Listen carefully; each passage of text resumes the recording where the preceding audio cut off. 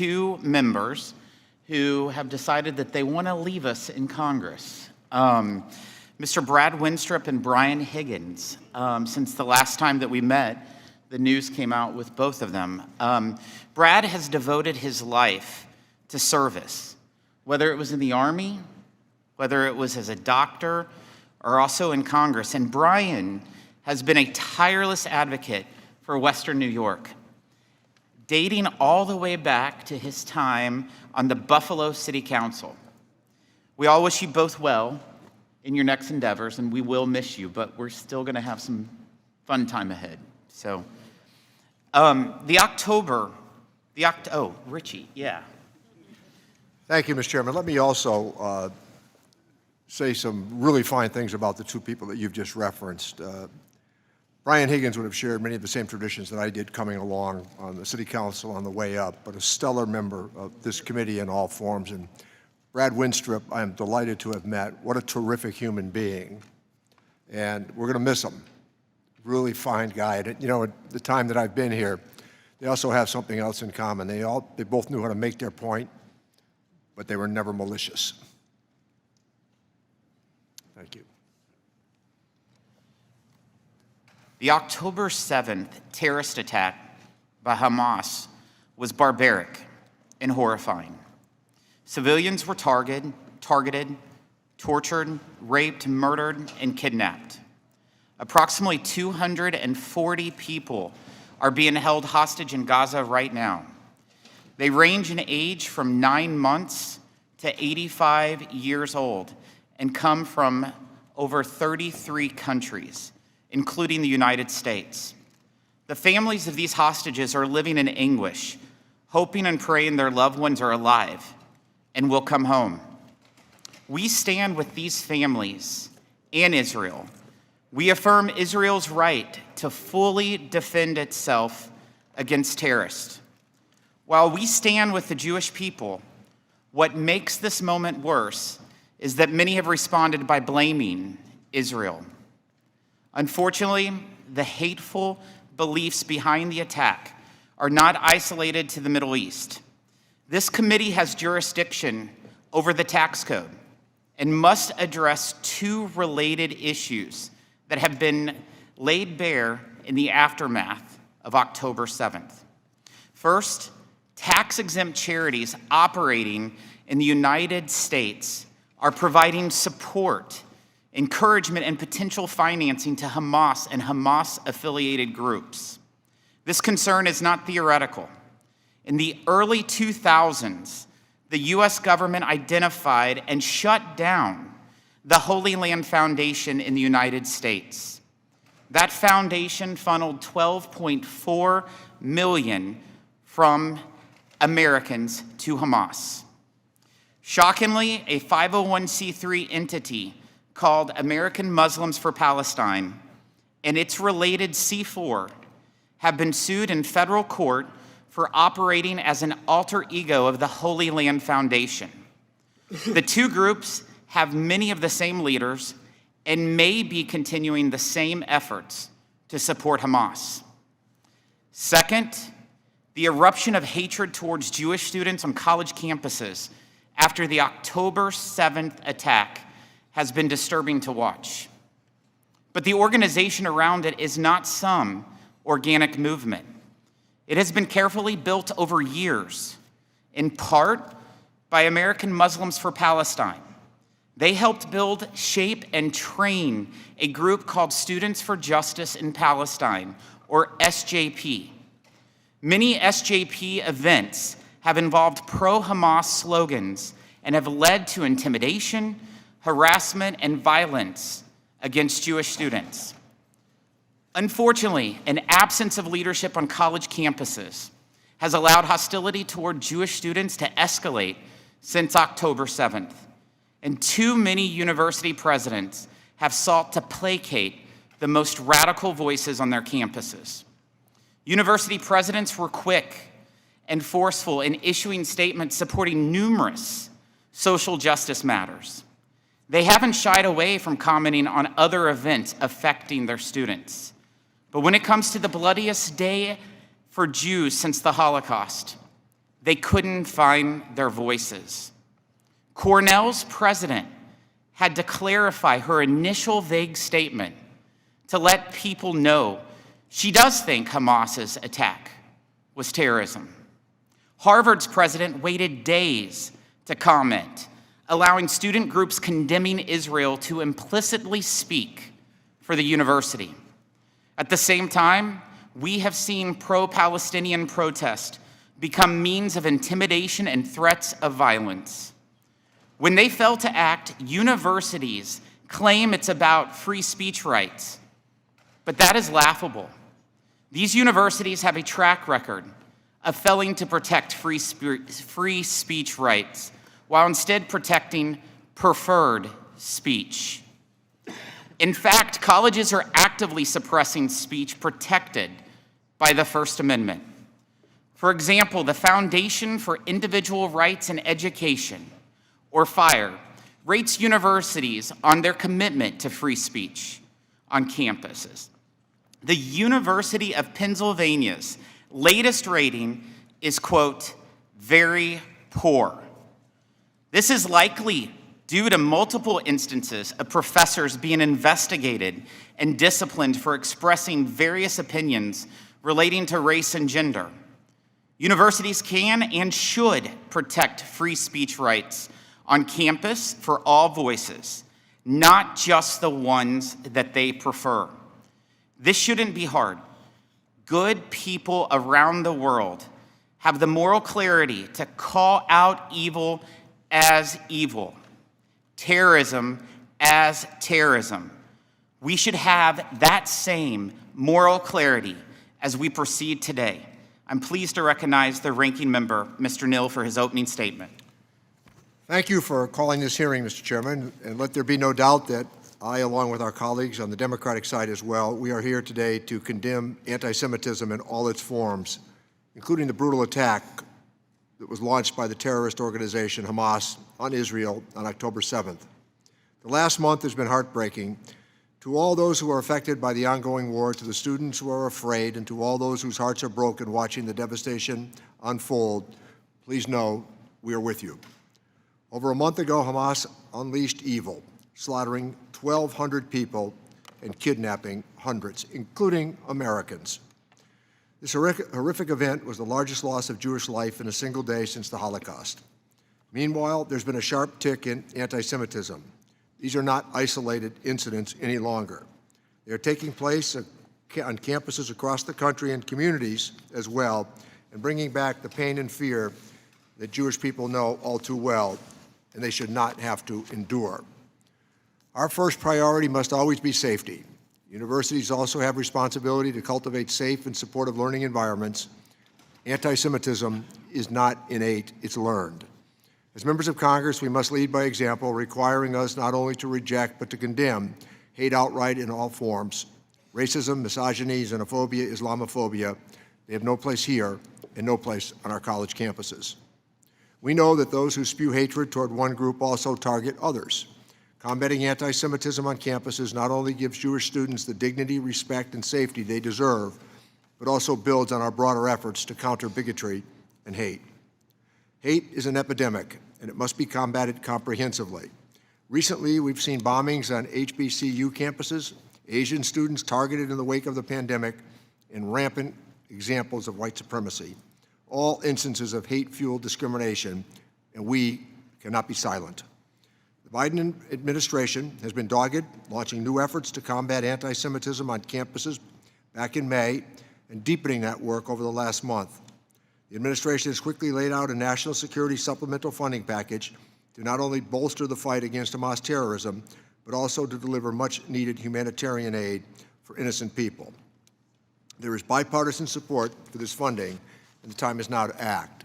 The Department of Justice and Homeland Security are leading efforts to strengthen coordination between campus law enforcement, state and local law enforcement as well, to keep these students safe, while also providing cybersecurity experts to support universities in assessing online risks. The Department of Education has taken several steps to address prohibited forms of anti-Semitic discrimination under Title VI of the Civil Rights Act of 1964. This afternoon, there's an opportunity to listen and I'm grateful to our witnesses for taking the time to share their experiences and to let us know how Congress can best support you. Your appearance today is a profound act of courage and serves as a powerful reminder that we must always put people and free speech first. Fighting anti-Semitism and all the hate must not be a dividing issue, but denouncing bigotry is an American value and one that we all must carry forward from this day into the future. With that, I yield back the balance of my time. Thank you, Ranking Member Neal. I'm pleased to see such a large audience for our hearing today. As a reminder, the chairman is responsible under the rules of the House and the rules of the committee to maintain order and preserve decorum in the committee room. And members of the audience are reminded that they must behave in an orderly fashion. I will now introduce our witnesses. Ms. Talia Dror is a student at Cornell University and Vice President of Finance for Cornellians for Israel. Adam Lehman is President and CEO of Hill International. Jonathan Schanzer is Senior Vice President of Research for the Foundation for Defense of Democracies.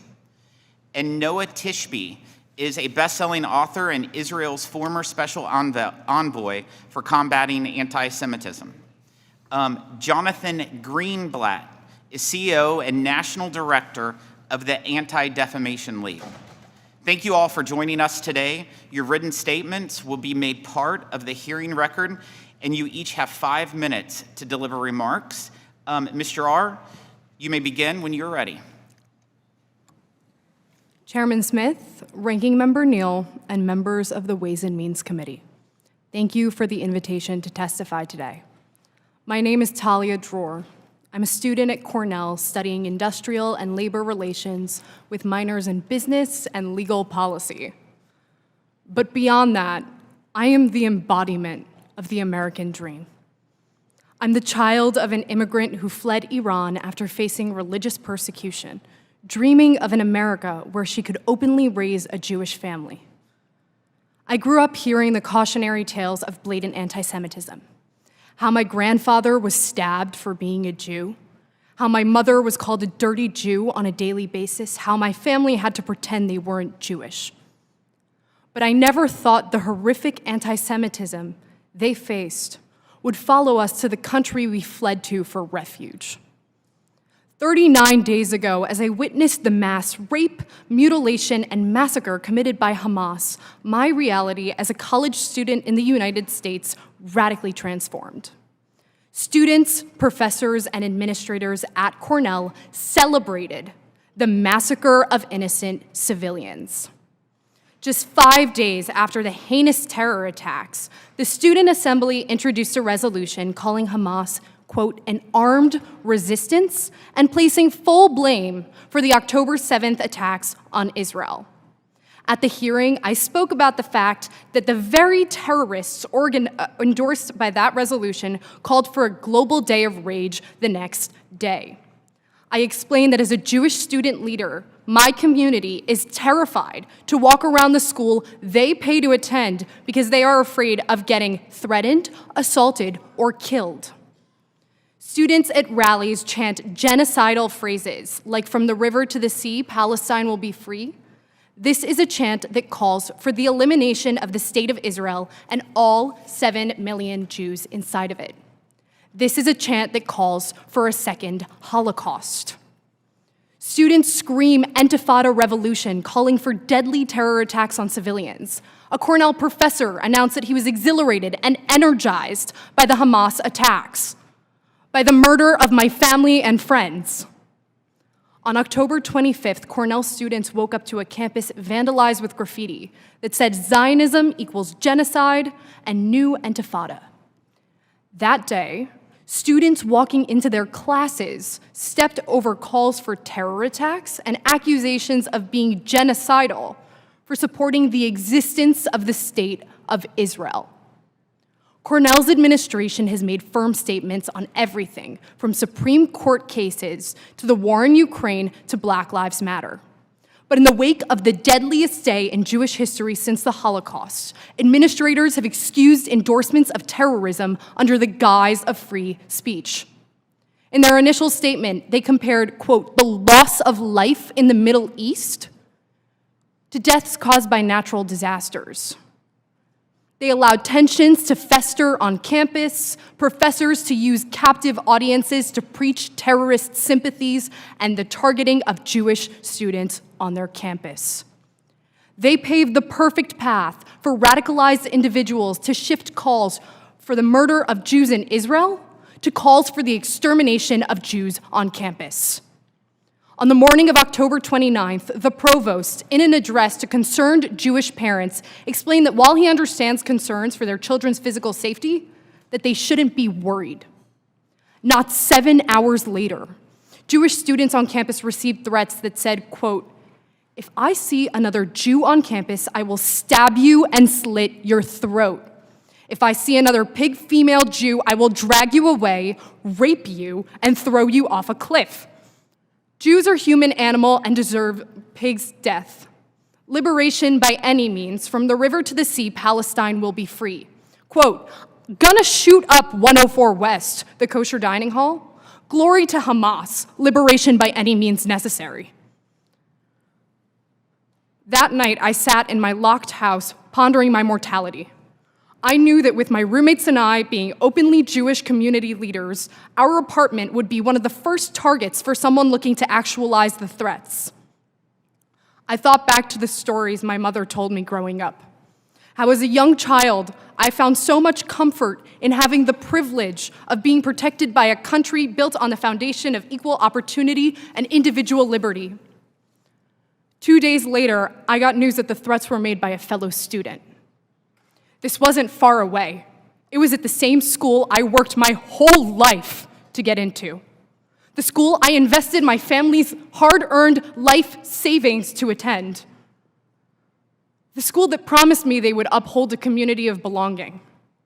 Universities have failed to uphold their self-proclaimed values of equity and belonging when it comes to Jewish students. The hypocrisy is glaring. In light of horrific anti-Semitism, Jewish students on campus have been courageous and resilient, but we shouldn't need to be. American Jewish students on campus deserve better. Thank you for the opportunity to testify.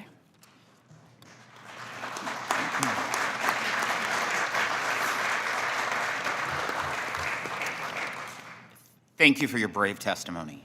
Mr. Lehman, you can now proceed.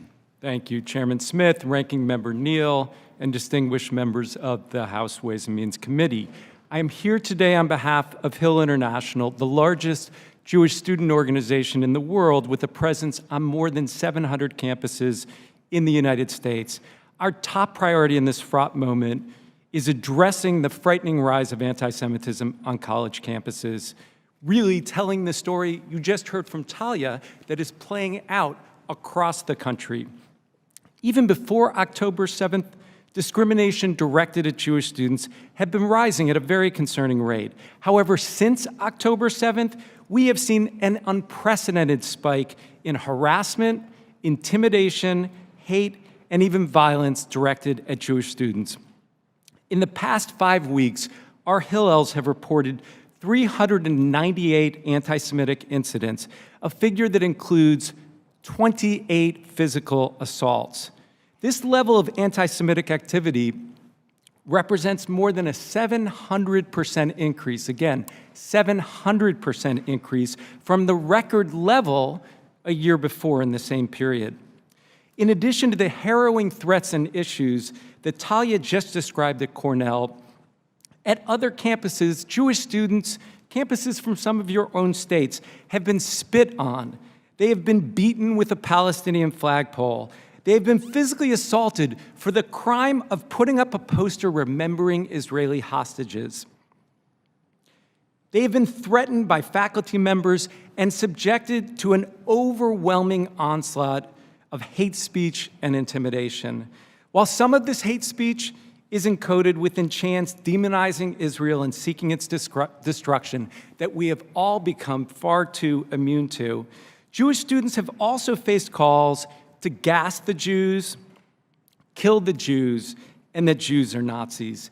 Let me be perfectly clear. We have no desire, as you all shared, to see anyone's free speech rights curtailed or their academic freedom compromised. There should be space on campus to debate about the Israeli-Palestinian conflict and other geopolitical issues, including space for those advocating on behalf of both Israelis and Palestinians. But neither free speech nor academic freedom is a free pass for the targeted harassment, threats, discrimination, and violence being directed at Jewish and Israeli students. Hillels across the country are doing all we can to provide additional security, further community spaces, wellness and mental health support, and advocacy on behalf of our students. And Jewish student leaders like Talia are displaying courage and resilience in representing their communities and in continuing to work to promote understanding and partnership with other communities across campus. But Hillel professionals, Chabad professionals, and student leaders cannot solve this problem alone. They need and they deserve the same attention and action from their universities that we would want for any students facing this level of harassment and discrimination. Specifically, we're calling on university leaders to act firmly and swiftly in disciplining students, faculty, staff, and student groups like Students for Justice in Palestine that are clearly violating university policies and in many cases violating the law. We're calling on them to ensure that their DEI departments address issues of anti-Semitism with the same focus and force that they do for other forms of discrimination, to regulate and rein in protest activities that are frequently spawning grounds for harassment, intimidation, and even violence, to invest in the added security protections that we need in this moment, and to partner with Hillel and other Jewish student organizations in ongoing efforts to eliminate the bias and hostility we're describing. At a governmental level, we appreciate truly the moral clarity and expressions of support from both Congress and the administration for Israel in its just war against Hamas and for Jewish Americans facing growing anti-Semitism. That said, we respectfully request support in the following three areas. Number one, security. We urge you to immediately and substantially expand the nonprofit security grant program.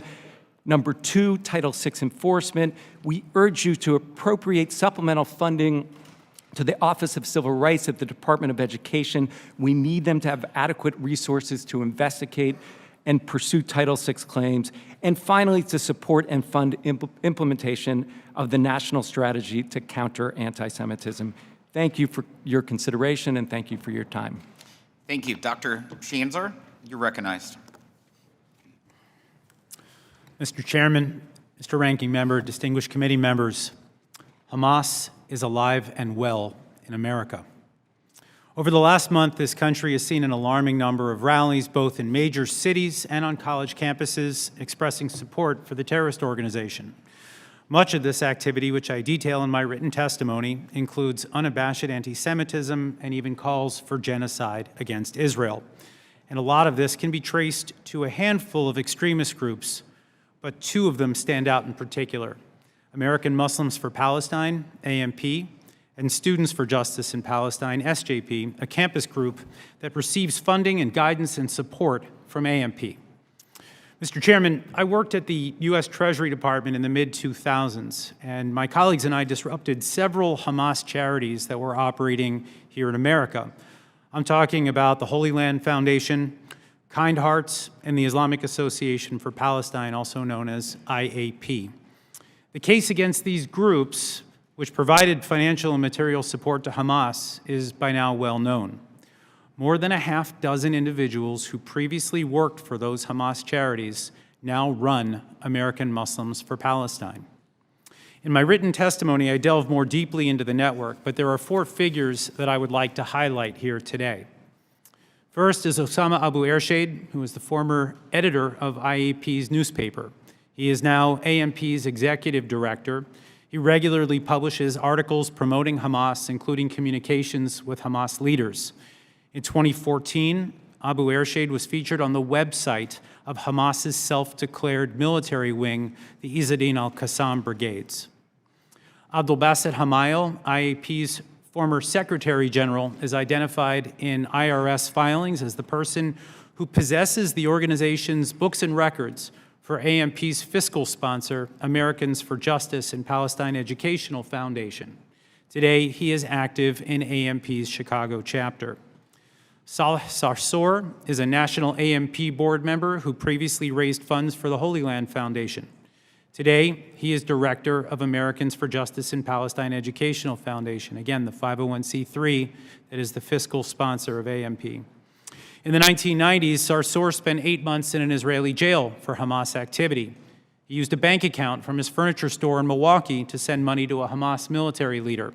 Sarsour today owns a Wisconsin furniture store that advertises and fundraises at AMP's annual conferences. Finally, AMP's current chairman and SJP founder, Hatem Bazian, also helped raise money for Kind Hearts in 2004. These and other AMP figures are promoting pro-Hamas sentiment across America today. AMP is lobbying legislators here on Capitol Hill.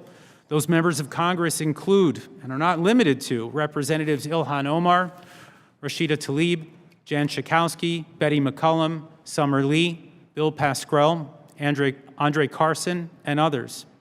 AMP has built a network of activists that are tormenting Jewish and pro-Israel students on college campuses nationwide. Students for Justice in Palestine rallies are not spontaneous expressions of student dissent. AMP's campus outreach coordinator, Tahir Herzala, provides guidance and support to SJP chapters and other extremist groups on campus. Mr. Chairman, to summarize, the personnel, mission, goals, donors, and infrastructure of AMP share a striking resemblance to the Hamas charities that were dismantled here more than a decade ago. This was not lost on the family of David Boehm, an American teenager killed by Hamas. The Boehm family sued AMP, alleging that AMP is the alter ego of the Islamic Association for Palestine. They say AMP is the same institution, fulfilling the same functions with the same goals of IAP, merely operating under a different name to avoid legal liabilities.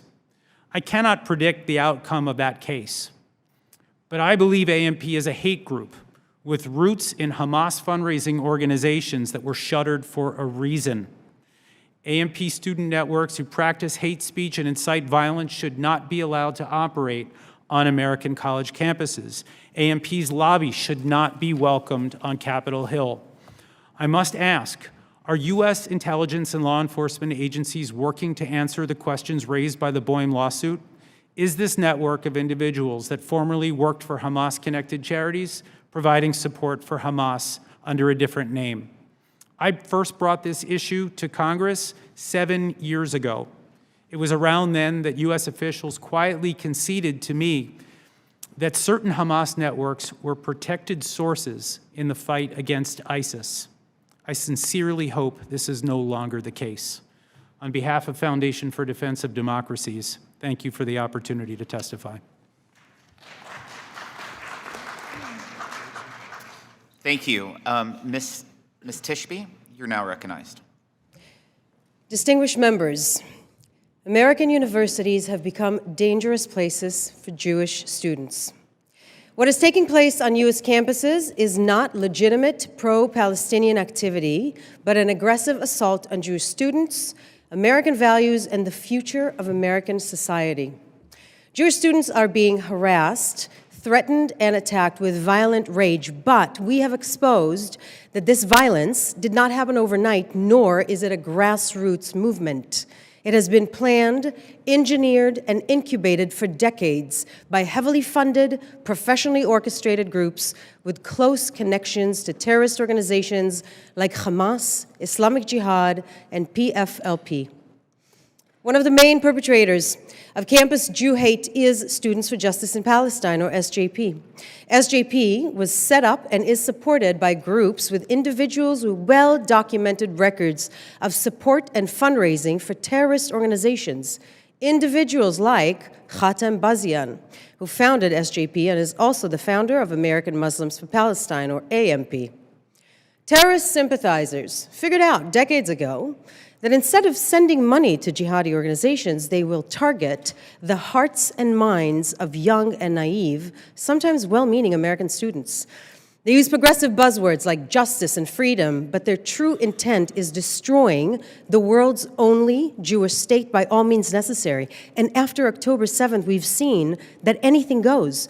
Beheading babies and raping women is just fine. If it's done for the Jews, they call it resistance. For decades, these groups have lied to young Americans and convinced them that Israel is the ultimate evil, so that when Hamas terrorists carried out these barbaric acts, young, educated Americans would minimize, justify, and even celebrate it. Ladies and gentlemen, SJP is a hate group. It is grooming American college students, grooming your children to hate Israel, to hate America, and to hate Jews. And for years, universities stood by, watched this brainwashing take place, and did nothing. SJP hijacks any campus that it operates. And I use that word deliberately. After all, this organization that puts the Palestinian plane hijacker, Layla Khaled, on its T-shirts. These groups are not interested in peace. Just listen to what they chant. There is only one solution: Intifada revolution. On our campuses, those with bad intent prey on those with bad knowledge. Because we know what Intifada actually means. It means blowing up Jews on buses, or stabbing us, shooting us, running us down, or slaughtering us like on October 7th. And so today, Jewish students are barricading themselves in libraries, hiding from an angry, brainwashed mob. Universities have let Jewish students down, and they're letting America down. Now, this is what we need to do about this. First, we need to kick these groups, it's hate groups, off of campus. How can it be the college fees and taxpayer dollars are funding hate groups that cheers on the burning alive of Jewish families? Every college in this country should ban SJP and never let them back. We wouldn't fund KKK chapters in our colleges. We shouldn't fund SJP chapters in our colleges either. Yeah. Well. And if universities fail to remove SJP off of campus, if they continue to protect and fund the ringleaders of an anti-Semitic mob, then this committee should withdraw funding for them. We would not allow the mafia to teach business on campus. We should not allow terrorist supporters to teach political activism to our children. Second, with the amount of evidence linking SJP and AMP members with support and financing of terrorist groups, including Hamas, these organizations and networks should be investigated by state police and the FBI.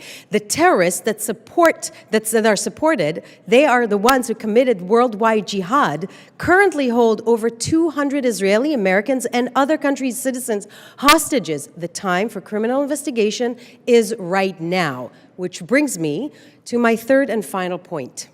How can groups that spread this ideology on campus that should be under FBI investigation enjoy a warm welcome in Congress?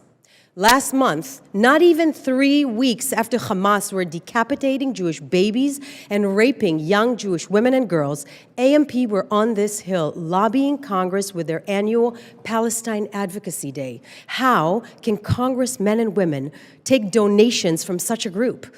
Members of this House should never be funded from the same pot as murderous terrorists. Ladies and gentlemen, this is not a Jewish issue.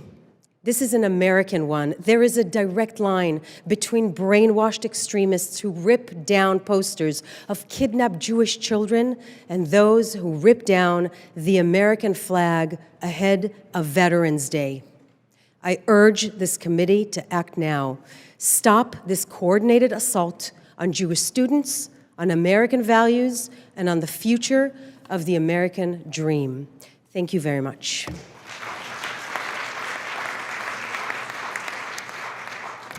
Thank you. Mr. Greenblatt, you are now recognized.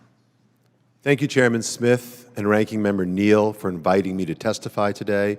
Thank you to my friend Congressman Schneider and so many members on both sides of the aisle for your commitment to fighting anti-Semitism.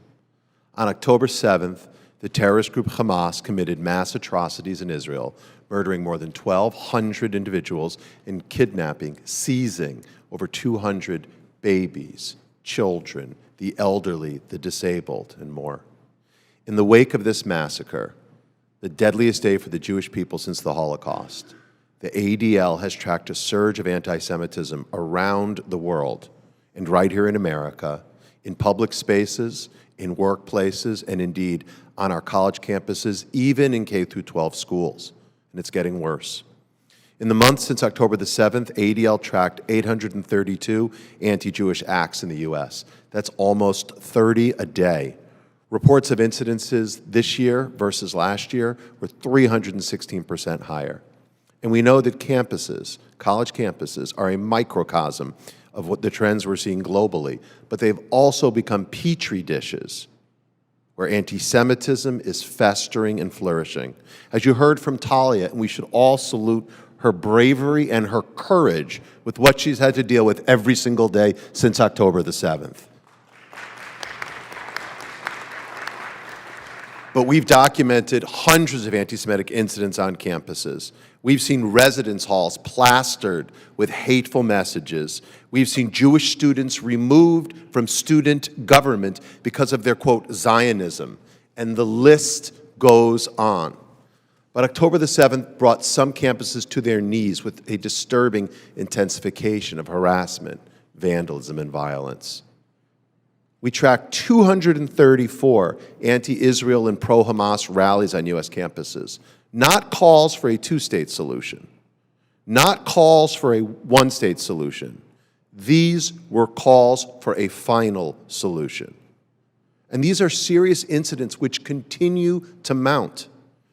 Just this past weekend, we saw at Ohio State 2 Jewish students assaulted by attackers, slandering them with hateful slurs that I'm not going to repeat here for the session today. At UMass Amherst last week, we saw a Jewish student assaulted at an event honoring the hostages. And I'm sure you've all seen the clips of the Cooper Union, or Tulane, or Harvard, or MIT, or UCLA, and I could go on and on and on. Many of these incidents, indeed, as Jonathan pointed out, and Noah, were instigated, directed, and celebrated by Students for Justice in Palestine. Let me be clear. There is no world in which a person or an organization should justify Hamas's war crimes and unspeakable barbarities. So here in America, right here at home, we shouldn't tolerate students being threatened or intimidated because of their identity. No parent should ever have to ask whether it's safe for their children to attend certain universities. This isn't a question of free speech. Don't let anyone tell you that. Freedom of expression is not the freedom to incite violence. Period. Full stop. But the Jewish community, we will not cower in fear. We will stand up and fight back. 300,000 of us gathered together yesterday on the Mall, and look at what happened. No American flags were torn down, they were raised. People sang the national anthem. There were people wearing MAGA hats and pride flags, marching together in this place on this issue. It was inspiring. That's what America looks like, and that's what our Jewish community looks like. So, to the question of where do we go from here, Congress, you have a role to play, and you can send an unequivocal message. And I'll give you 4 ideas. Number 1, pass comprehensive legislation to implement the national strategy to counter anti-Semitism. The White House deserves praise for what they've done. Now hold them accountable to make sure the job gets done. Number 2, pass an emergency supplemental bill, aid bill to Israel that includes funding for the nonprofit security grants that so many of you have fought hard to make sure our synagogues and our schools are kept safe. Number 3, urge governmental authorities, the FBI and the IRS, to look at and conduct a thorough review of these organizations like AMP and SJP that you've heard about today. And finally, ensure the Department of Education has adequate personnel and resources to enforce Title VI. But don't wait. Push them to be proactive in conducting investigations rather than just waiting for them to be worked through. Thank you again for the bipartisan presence here today. Thank you for holding this hearing, and I look forward to answering your questions. I want to thank you all again for your amazing testimony. We'll now proceed to the question and answer session with the members of the committee. I'll start. Ms. Dror, we've seen the news reports, we've seen social media videos, but you've lived the nightmare on Cornell's campus over these past few weeks. You even had to endure a faculty member at your university calling the murder of well over 1,000 people in Israel, quote, exhilarating. What has the university done to protect you and other Jewish students in the face of the threats made?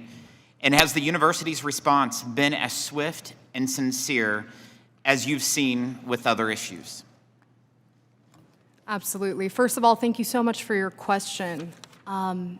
Directly after the death threats were made, I'd say in the span of 2 hours, one of the strongest statements I've seen was immediately released condemning anti-Semitism, condemning violence against religious minorities. It was a very strong statement.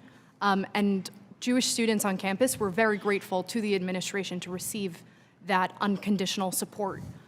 Since then, I'm also aware of heightened security in all Jewish facilities on campus. That includes the Kosher Dining Hall, the Hillel offices, the Center for Jewish Living, the Chabad House, and we are very appreciative of that as well. We've received direct support from the university in attending Shabbat dinners. Governor Kathy Hochul attended the Kosher Dining Hall the morning after the threats were made, and all of that support has gone sincerely appreciated by the Jewish community. My question is, why didn't we receive it right after the October 7th attacks? Why did it take a direct threat to murder, rape, and slaughter Jews on campus to get support from our administration? It should have come way earlier. It was an oversight on behalf of the university administration. We sincerely appreciate all of their help now, but it's too little too late.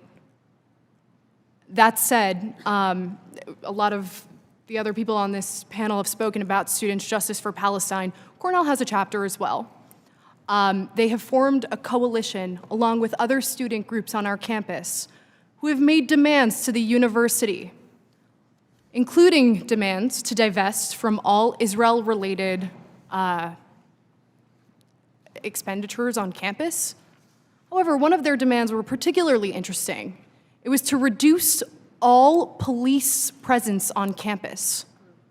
2 weeks after the Jewish community received death threats, they wanted to reduce all police presence on campus. That's what they asked from the university. So I absolutely second the statements of everyone made on this panel and appreciate it.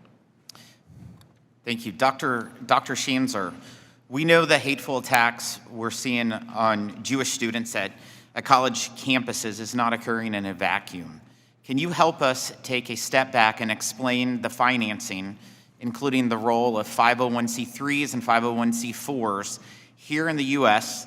that generate resources that are used in some cases to support outright terrorist groups like Hamas from within the U.S.? Thank you, Mr. Chairman. The cases that I discussed in my testimony, both spoken and written, address 3 charities that have been exploited by Hamas here in this country. It was quite an effort to track them down back in the 2000s. My concern right now is that America's focus has shifted over the last decade or so. First it was ISIS, then it was Russia, then it was China.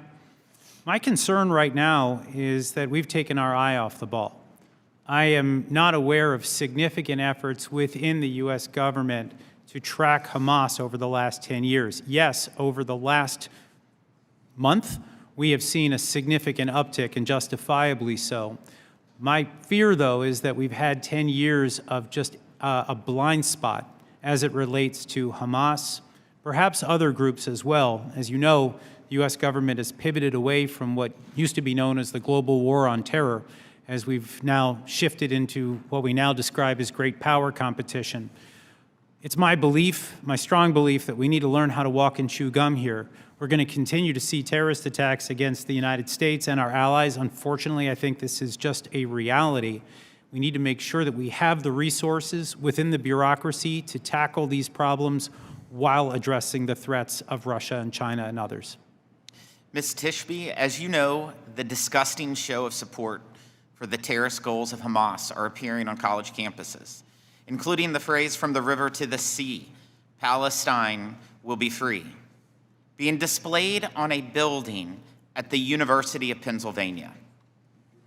As someone who has been an advocate for Israel, focused on expanding other people's knowledge of your country, can you speak to how these displays of support for Hamas go beyond just some harmless college campus activism? Absolutely, Mr. Chairman. Thank you so much for the question. So we can definitely see how when you support a massacre that occurred in Israel, you will encourage violence in the United States.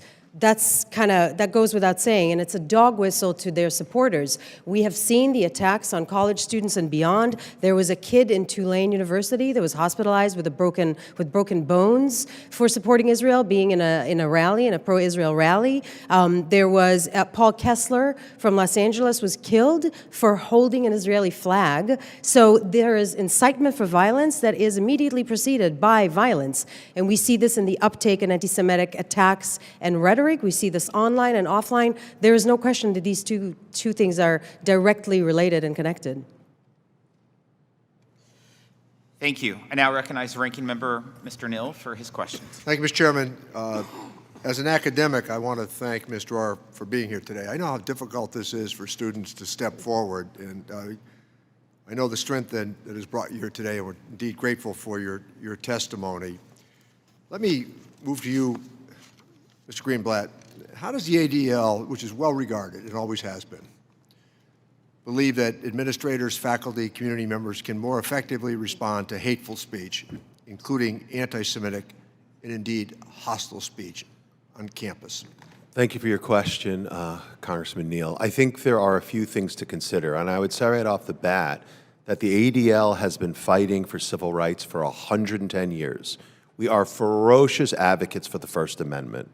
But as I noted earlier, freedom of speech is not the freedom to slander people, right? Freedom to talk about ideas is not the freedom to threaten people based on their identity. But there are steps we could see university administrators take. So number one, they should speak up forcefully and condemn anti-Semitism without any equivocation, without any qualification.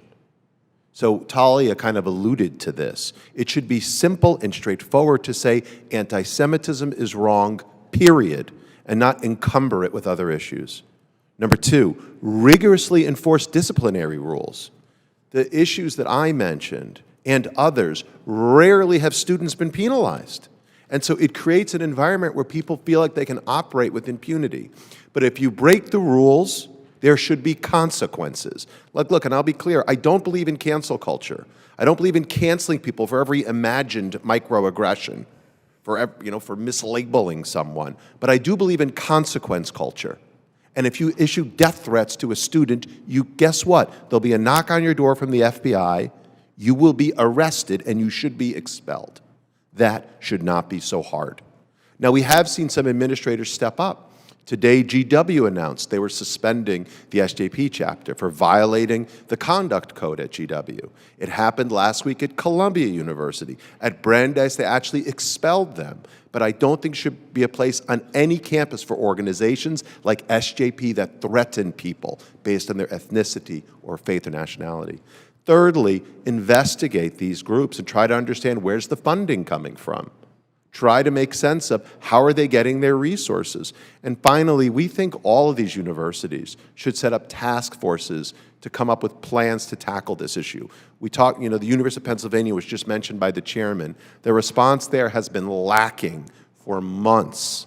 Harvard University dragged its feet. Columbia the same, and I could go on and on. Task forces with short timelines to come up with a plan is long overdue. And let me say as well, with the ADL has a long history of condemning violations of everybody's civil rights. Correct. We're indeed grateful for your testimony today and the plan that you've outlined. I yield back my time. Thank you, Mr. Greenblatt. Mr. Smith is recognized. Thank you, Mr. Chairman. Thank you to our witnesses, certainly the entire committee here. these are important issues that we address. And today's hearing brings together two very important items of bipartisan interest on this committee: anti-Semitism and the tax status of college endowments. While we may not agree on every detail, I believe there is strong bipartisan support for ensuring the federal tax benefits provided to the nonprofit education sector are utilized for their intended purposes. That doesn't sound unreasonable, but ensuring access to the education and training needed for every American to be career ready. We did some important work to that end in the Tax Cuts and Jobs Act, and I know some of my friends on the other side of the dais have ideas to address that issue as well. One important aspect of this is ensuring educational institutions utilizing these tax benefits are both respecting true academic freedom while also ensuring all students have a safe learning environment. Not unreasonable. As we have unfortunately seen on campuses across the country, as some recent protests have quickly turned to intimidation, harassment, threats, and violence, some universities have cited the First Amendment to explain their inaction. This is interesting given that for years, universities have failed to protect the free speech rights of students unless they approve of the speech. These universities practice a policy of preferred speech, as mentioned before, not free speech. And of course, the threats of violence and intimidation we have seen on campuses of late is not protected speech. The Foundation for Individual Rights and Expression, as mentioned earlier, is known as FIRE, F-I-R-E, has helped to explain the difference. Quote, "Violence is never protected by the First Amendment," end quote. Another quote, "Physically confining students within a given space is likewise unlawful." Another quote, "Just as violence is unprotected, so too are true threats and intimidation," end quote. The failure of some universities to distinguish between protected speech and unlawful conduct is truly disappointing. As the chairman noted, this is a leading reason so many colleges and universities have received horrible ratings from the foundation called FIRE when it comes to free speech. Question. Mr. Lehman, you said in your written testimony, I understand, quote, "I understand the needs and protections for academic freedom and free speech, but those freedoms are not a license to create an environment of harassment, bullying, and threats for Jewish students or for any students." So my question is, can you give us a tangible, perhaps, description of what a university's responsibility is to keep their students safe from activity that clearly goes beyond what some are saying is free speech? Thank you, Congressman Smith. And I think we have to continue to go back to this very clear distinction. Free speech, academic freedom on the one side cannot, should not, and never should be allowed to enable targeted harassment, inciting violence, and other forms of intimidation that are directed at individual students. And that is exactly what is happening in the examples that you've heard. One area that we have really not talked a lot about, but I think helps to create this very pervasive environment of hostility and intimidation, is in the classroom itself. During this period of 5 weeks at Stanford, we had a professor in a class herd Jewish students into the corner of the classroom without their belongings and say, "This is what it feels like to be a Palestinian." That's what is happening in the classroom. Or other faculty who are, as they go on their diatribes against, in their words, the evil settler colonial state of Israel, then saying to their students, "By the way, if you go to that Students for Justice in Palestine rally, I will give you extra credit. And if you don't, you'll basically get a demerit." So this is a broad-based cultural issue on campuses. It's obviously broken in terms of this aspect of campus culture.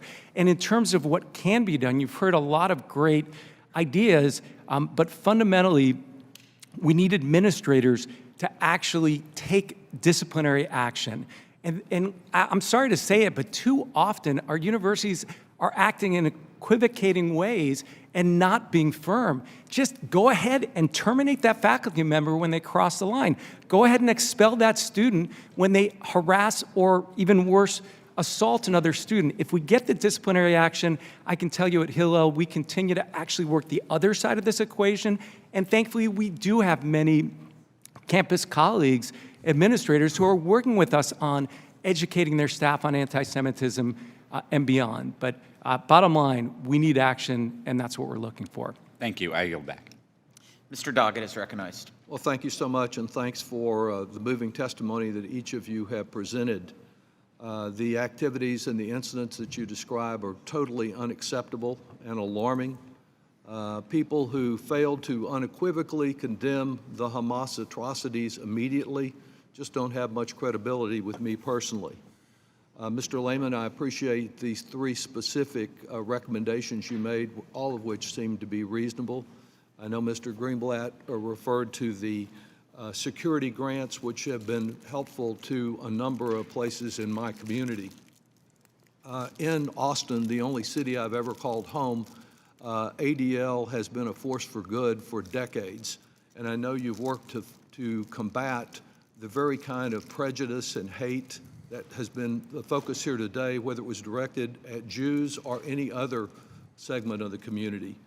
A couple of years ago, sadly, in my community, we had a spate of anti-Semitic events. Yeah. A banner hung from a highway, some leaflets and crude flyers, and it all culminated in a young man who set fire to Temple Beth Israel in our community. It was alarming because we take pride on tolerance and diversity in our community. But one of the most moving and hopeful events after that was when a group of women, including many ADL members, Jewish women, organized a rally for kindness at the state capitol that I attended. And perhaps the most moving part of that event was a Muslim imam who stepped forward to present a check to the rabbi of Temple Beth, even though Muslims had nothing to do with the event, and offer support and recognition of the importance of all faiths working together. I thought of that incident the other night as I was watching cable television and saw Rabbi Mark Schneider and Imam Shamsi Ali discussing the tragic situation we find ourselves in today. The Imam said that for me, anti-Semitism is my fight, as he, referring to the rabbi, has taken Islamophobia for his fight. You know, we advance our common humanity that despite our differences, we have even more in common. We deserve dignity, we deserve respect, we deserve peace and reconciliation, and I think the war is shared by each and every one of us. And the rabbi responded by noting that they were going to every city of university in New York, in each borough, to spread the same message. Protest, demonstrate, do whatever you want, but don't cross the line. And it seems to me that's where we need to be moving, to try to overcome the anger and the grief, to recognize that Islamophobia is just as wrong as anti-Semitism, to recognize that it cheapens and weakens efforts to unite us against anti-Semitism when that term anti-Semitism is wielded as a political weapon. Criticism of Israel, very harsh criticism of Israel and Benjamin Netanyahu is not any more anti-Semitic than the voices of thousands of Israelis who were filling the streets of Jerusalem protesting Netanyahu before October 7th. And support for Israel has always been strongest in this country when it is genuinely bipartisan. While deplorable anti-Semitic activities have been on the rise, certainly, there have also been troubling acts and hate speech against Muslim students across the country as reported in university newspapers. Particularly vulnerable have been Muslim women who choose to wear the hijab. At the University of Texas in Austin, the disruption of a Palestinian meeting. At Yale, a Death to Palestine sign. Here at American University, a death threat to a Palestinian university employee. At Stanford, a hit and run is being investigated as a hate crime against a Muslim. I think the pain and the grief and the anger of many who've seen children murdered by Hamas is not really very dissimilar from the anger that I'm hearing from those who see children killed in Gaza. Doesn't mean they're equal, it means the hurt is the same. And the inability to feel the pain of the other because the pain is so very deep for that individual. We need more rabbis and imams and people of more faith, of all faiths, that are working together to try to heal the divide. And I salute your efforts to contribute to us today, not only about anti-Semitism, but this need to heal as we move forward. I yield back. Thank you. Mr. Kelly is recognized. Thank you, Chairman, and thank you all for being here today. It wasn't too long ago, in fact, it was October of 2018, in the neighborhood where my mother grew up, was a horrific killing at the Tree of Life. 11 were killed and 6 were wounded. Squirrel Hill. Now, it was hard for me to believe that my mother growing up in that neighborhood and being one of the 9 members of the McTighe family would ever be in a neighborhood where people fostered hate. But yet we keep seeing this go on and on and on and on, and while we have these nice paragraphs of what it is that we talk about and where it is that we think it needs to end, it finishes up with the final paragraph. I can't imagine what it's like for all of you to sit here today and have to defend your faith. Not in some far-off land, but right in America, where these are the very things we champion. And when we talk about ivory towers, the University of Pennsylvania, quite honestly, would be glad to tell you how great they are. They will tell you how welcoming they are and how they're the greatest educational institution there is. However, the University of Pennsylvania had a poetry festival. It hosted a rose gallery of speakers who expressed unambiguous anti-Semitism and hostility towards the Jewish people. All this was hosted on the weekend of the holiest day in Judaism, Yom Kippur. Now, if somebody tells me this is just a coincidence, and we sit here and we talk about it and we talk about it and we condone it by our inactivity towards it, in our condemnation of it. Look, I'm from an Irish background.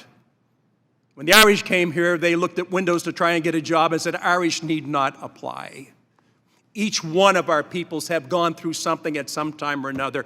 But the Jewish people, it is endless. It never stops. We have people in the highest passions of education opening their doors to this type of behavior and saying, no, you must understand. We need to hear both sides of this until it is that we put our fingers in our ears and close our eyes to what happens to the Jewish people and open our hearts and minds and wallets and give access to our universities and championed by the very professors who teach our children. And these are the people who we want our kids to follow. These are the people of higher education. These are the people who stand above those who don't have the same education, and yet this is what they sponsor? Are you kidding me? Are you kidding me? I can't imagine, Mr. Dror, what you have gone through. I can't imagine what you go through time after time after time, and people keep telling we need to do something about it. Well, it's far past the time to do something about it and actually do something about it. Why would we continue to fund these universities with taxpayer dollars? Why? Mr. Lehman, if you can help me to understand this, because it is beyond anything I can grasp anymore, because I wasn't raised this way. What in the heck is wrong with these people? And listen, I'm never going to stand up and say, well, you know, Hamas, they have a reason to be like this. Bull. They have no reason to do what they did on October 7th. They have no reason to do what they continue to do to the Jewish people. And for us to stand back and say, well, we should probably cut funding to them, we should probably try to act in some way. I am tired of a United States that sits and watches what happens and condemns it, but doesn't do anything with its actions. Action speaks harder than words. Tell me, sir, what do you think we should be able to do? And especially, this is a tax writing policy center, right? Why do we continue to fund these people? Yeah, thank you, Congressman Kelly. And my wife grew up a mile from the Tree of Life Synagogue. She and I were married a mile from the Tree of Life Synagogue. We feel the pain of that community, and we do not want to see, as you said, that replicated, God forbid, on a college campus. And if we don't act, if we don't collectively find a way, as you said, to heal these communities, to eradicate the hate that we're allowing to fester, we will see it.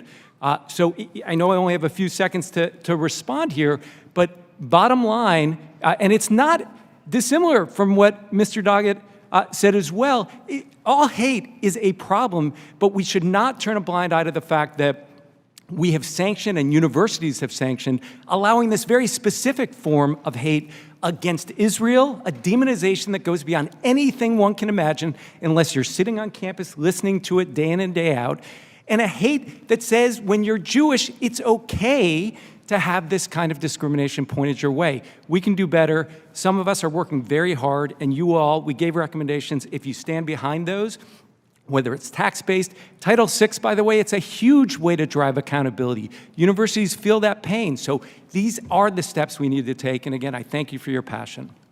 Thank you. I yield back. Mr. Thompson.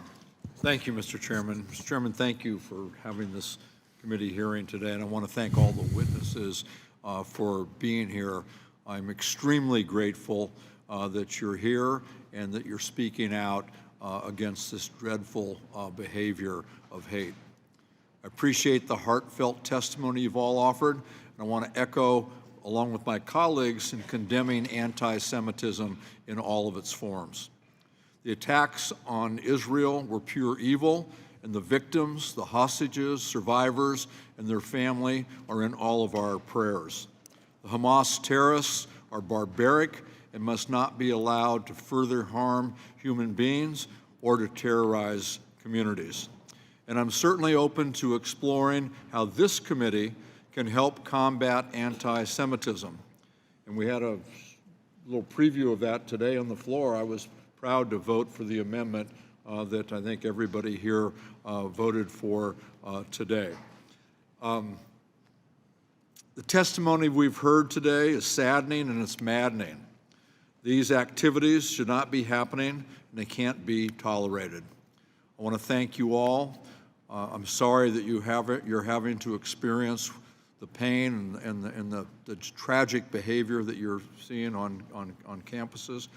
And I would ask, Mr. Chairman, wherever he is, whoever the chairman is at this point, that we do a joint bipartisan letter to the FBI and the IRS asking for that review that was suggested in the testimony.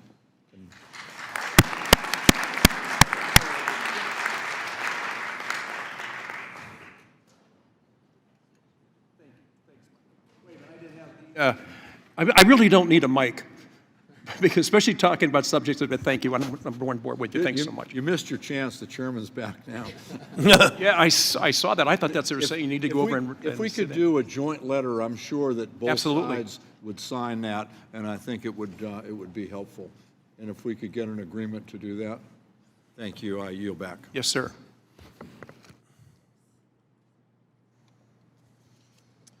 Mr. Schweikert is recognized.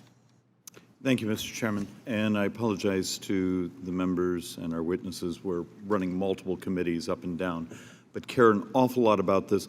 I also have a concern, and Dr. Schanzer, some of this was directed to you, and that is, have we created a scenario here where even parts of our own tax code, whether it be the ability to use certain pre-tax dollars, run them through what's supposed to be a charitable shell, and through the movement of those monies, we're actually functionally financing evil, whether it be coming back to our universities or around the world. And it's a running concern on the mechanisms within, 501c4, certain designs, the way we actually do not get as much information on those who get the value of a nonprofit. You have an expertise on terrorism finance. How much leakage from this country is actually leaking in to violence and functionally dystopian evil in the world? Congressman Schweikert, thank you for the question. It's a very good one.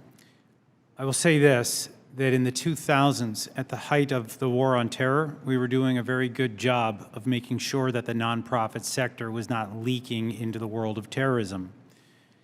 In the last 10 or 12 years, we have seen a significant drop-off in actions taken against 501c3s here at home. And I think it has a lot to do with the bandwidth of our system. And I'm sure that those men and women who are working in law enforcement are doing a great job on a range of other challenges. But I think we have probably lost the scent on a lot of them. And I can tell you that there are a handful that we're watching right now. There's one organization that is openly gloating right now about sending money and other assistance to the Gaza Ministry of Health. The Gaza Ministry of Health is run by Hamas. I'm talking here about an organization known as Pious Projects. It's based out of Illinois.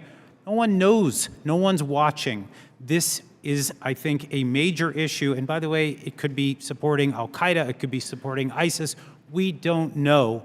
And I think we need to get back in the business of tracking these 501c3s. Doctor, so in our hierarchy of hell, how much of it is a leakage of NGOs?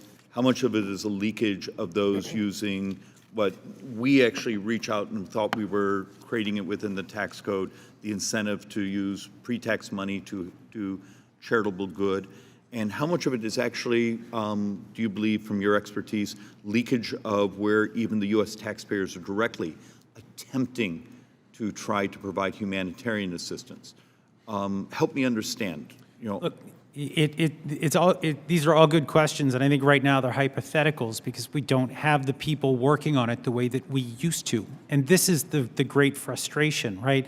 We used to have the Treasury Department, where I used to work, used to track nonprofits here in the United States and abroad. Now they don't do anything here at home. They only deal with terror finance abroad. This leaves it into the hands of the Department of Justice and the FBI, who have their hands full right now on a range of other things that are keeping America, let's just say, very busy. Right? So we've got, I think, a huge challenge here. I think there should be, number one, investigations into nonprofits that could be supporting terrorism, and we've talked about a few of them today. But I think there also should be, I would welcome this, there should be regulations that if you've worked for a charity that has given money to a terrorist organization in the past, that should be flagged.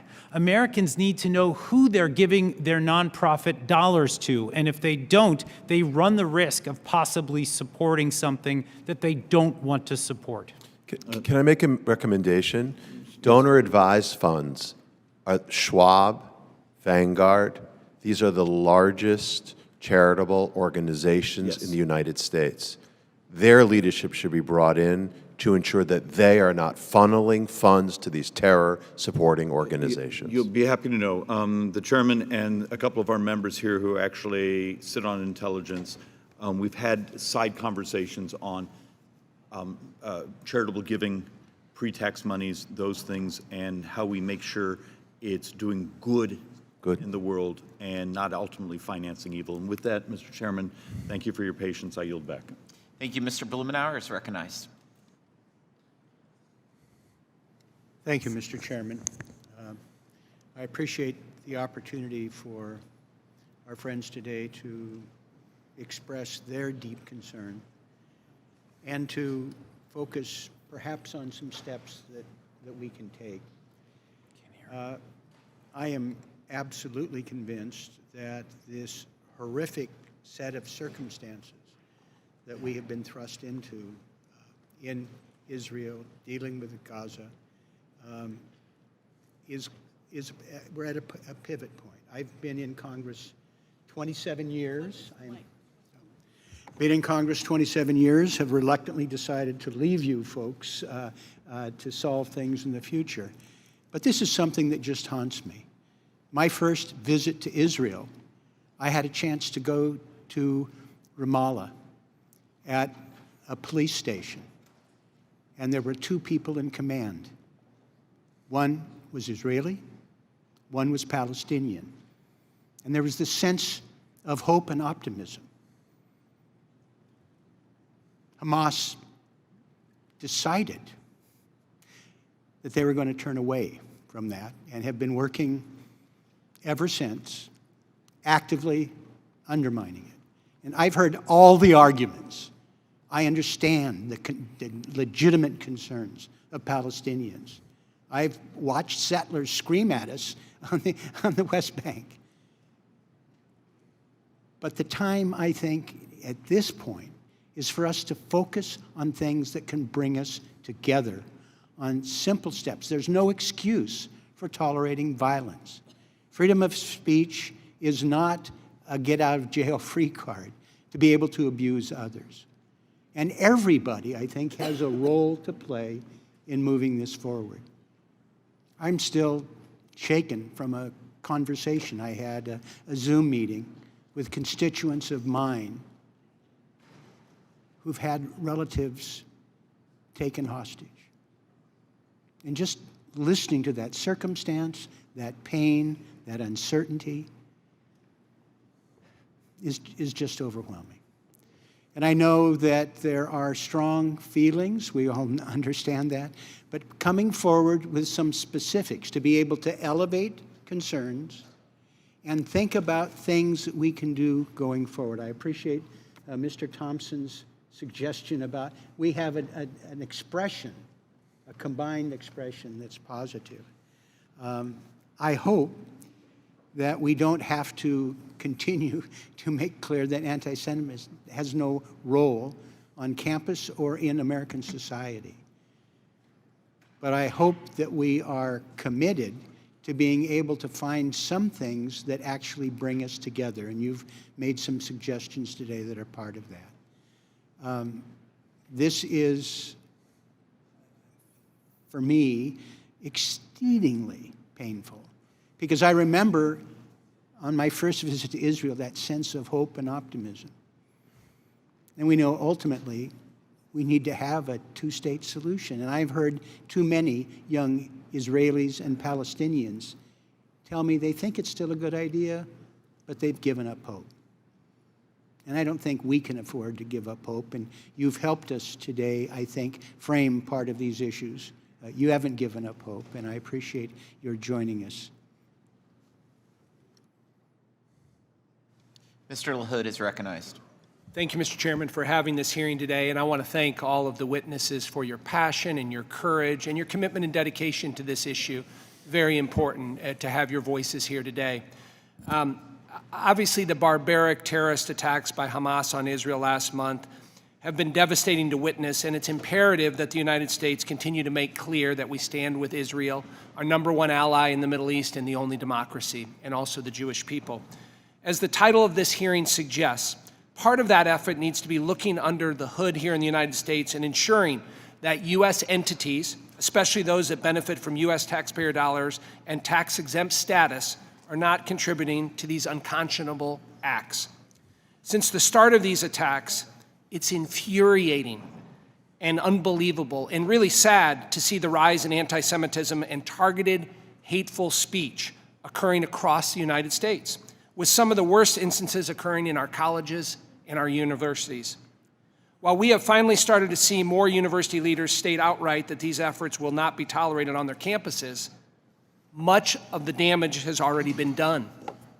Moreover, the delay in many colleges and universities speaking out against these organized student groups has only fueled the spread of lies, harmful rhetoric, and coordinated activities that have incited violence and ostracized countless Jewish students, faculty, alumni, and community members.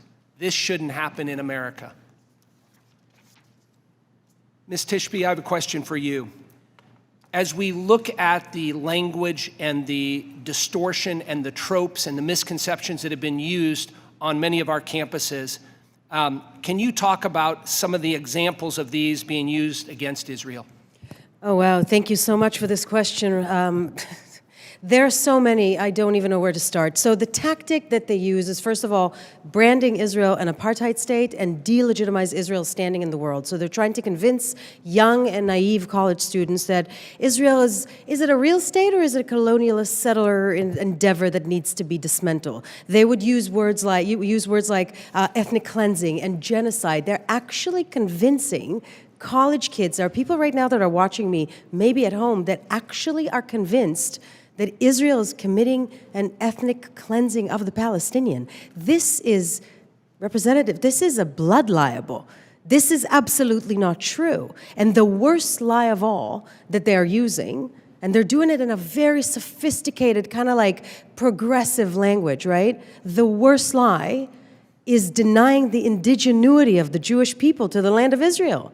They're actually saying that Israel does not have a claim. The Jews have no claim to the land. This is you don't need to believe in the Bible, the New Testament, the Old Testament, or the Quran. You need to just know history and believe in archaeology and science. So this is the tactics that they use. They're convincing, they have confiscated the word Zionism. They have turned the word Zionism into a bad word, into a slur, as if you say the word Zionism and people are like, oh my God, I'm triggered. Why are you triggered by the Jewish people's right to have a state? You shouldn't be triggered by that. That should be the most common, this is a human rights issue, nothing more, nothing less. And this is the tactic that they use. And I will give a pass to a lot of these followers of SJP, a lot of these students on college campus. They don't understand that they're being played. Because SJP doesn't come to them and says, flat out, would you like to join an organization that is about to dismantle a democracy? They don't say that. They say, freedom and justice, and they use all these words, and they basically trick students to follow them. And the worst part is the indigenuity of the Jewish people. This needs to stop. We need to expose them. Well, thank you for that. And it leads to my next point, I guess. It seems like many of these student groups and these organizations are masking behind social justice terminology. Can you talk a little bit about that? Absolutely, they do. So they will kind of, again, mask their language. I call it cloaking the dagger. So when they talk about occupation, right, a lot of people tend to think, especially people that understand this term, they think occupation 67. They would think the West Bank and 2 states, and it's kind of like murky, right? They're not hiding what they're talking about right now. They're chanting, we don't want 2 states, we want 48. So they're talking about the entirety of the state of Israel, right? They use, obviously, Palestinian, from the river to the sea, Palestine will be free. Talks about the Jordan River to the Mediterranean Sea, ethnically cleansing the Jews from their ancestral land. I don't understand how Representative Rashida Tlaib says that this is a call for freedom. I don't understand how you can understand that line, from the river to the sea, Palestine will be free, in any other way other than cleaning the Jews out of this land. So everything that they say is calling, when they say resistance by all means possible, even after October 7th. So that means resistance by beheading babies and raping women and girls, because that's what they say. And we need to expose this. And I would really hope that college-age kids would listen to this and pause for a second before they join in these organizations that are not progressive organizations, they're not human rights organizations, they're hate groups that are intended on dismantling the single consistent democracy in the entire Middle East and the greatest ally of the United States in the region. We have to stop them. My time has expired. Thank you. Thank you. Dr. Winstrip is recognized. Thank you, Mr. Chairman, and thank you all very much for being here today. The actions taken on October 7th seemingly were unimaginable, yet something, unfortunately, I contend, predictable, sadly. This was not for defense of someone's families. It was not for love of a culture or heritage, but for a hate of one singular ethnic group. Complete hatred. It was mentioned today, the final solution. They're not talking about a solution, a 2-state solution. It's their final solution. Maybe this is by the grace of God, but we were cleaning the house and a picture frame opened up in the back, an old newspaper came out. And I'm going to submit this article for the record from April Without objection. 1994. It's an AP piece in the Cincinnati Enquirer. Troops leave, stones lobbed. These are troops leaving Gaza in 1994. So even though the moving was a visible sign of Israel's intent to leave, Palestinian youths with slingshots lobbed stones that bounce off the walls and the olive drab jeeps. Youths screaming, "We don't want peace." "There will be stones every day," shouted the youths, many aligned with the Islamic fundamentalist Hamas group that opposes the Israel-PLO peacemaking process. There it is. It's 30 years later. Now they're middle-aged. They're fighting age. This is the very root of this. And I'm glad we're talking about things that the United States can do and that we can do in the region and everything else. But this is the root cause. But now I'm concerned that very hatred that is taught, obviously, from the day they are born is happening here and happening in our universities. It's an upbringing of hatred. We talk about the FBI and the IRS, and those are some things we can certainly do. We talk about national strategy. Should we have a national strategy? We should. I contend we should make sure we sanction and cut off any type of funding from anywhere in the world, including within our own country, that in some way, shape, or form ends up in the hands of Hamas. Hear, hear. We can do that. We, the United States, can do that, and we need to do that. I'm concerned about our universities. This is terrible. Every one of us has universities near us, and we send our kids to universities. This is not the type of thing I was taught growing up. That's for sure. So I have seen in Florida, and I would like to associate myself with the questions of Mr. LaHood and to you, Ms. Tishby, when Florida is shutting down chapters of SJP. What kind of an effect is that having? Will that have, do we think, as far as maybe changing the tenor and the mindset? Well, that was a blessed moment. You know, we all appreciated that a lot because we've been doing this work for a very long time, and we really appreciate, all of us on this bench really appreciate that you are all here and are listening. There are hundreds of examples of how SJP harasses students on college campus. And GW, they screened on the wall, "Glory to our martyrs," right after the massacre, right? And I want to make sure, by the way, that we know that this is not a little terrorist attack. This is not 5, 4, 6, 19 terrorists. This was a battalion of 3,000 militant terrorists, psychopaths that have attacked Israel. Glory to our martyrs, to the same people who opened up a woman's belly when she's pregnant and pulled out her fetus. In the University of North Carolina, they chanted, "We are all Hamas." This is what SJP does on campus. Just like terror, they terrorize Jewish kids on campus. They terrorize Jewish kids on campus. They make them afraid. The reason Talia is so brave is because she knows that to be a person who is a Zionist, who's Jewish, who's an American, a Christian, or a Muslim, anybody who supports Israel on campus, you will get terrorized. This is what they do, and we need to stop this. And I want to commend you again for being here, because we know what it's like to be a kid on campus. This is being with the not cool crowd.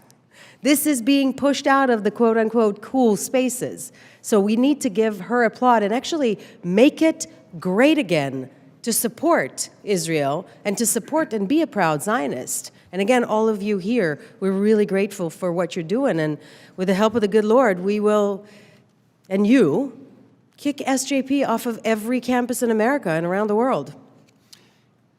And we support freedom of religion. Period. It's in our Constitution. Absolutely. And I will tell you, this government sends a lot of money to universities. I'll leave it at that.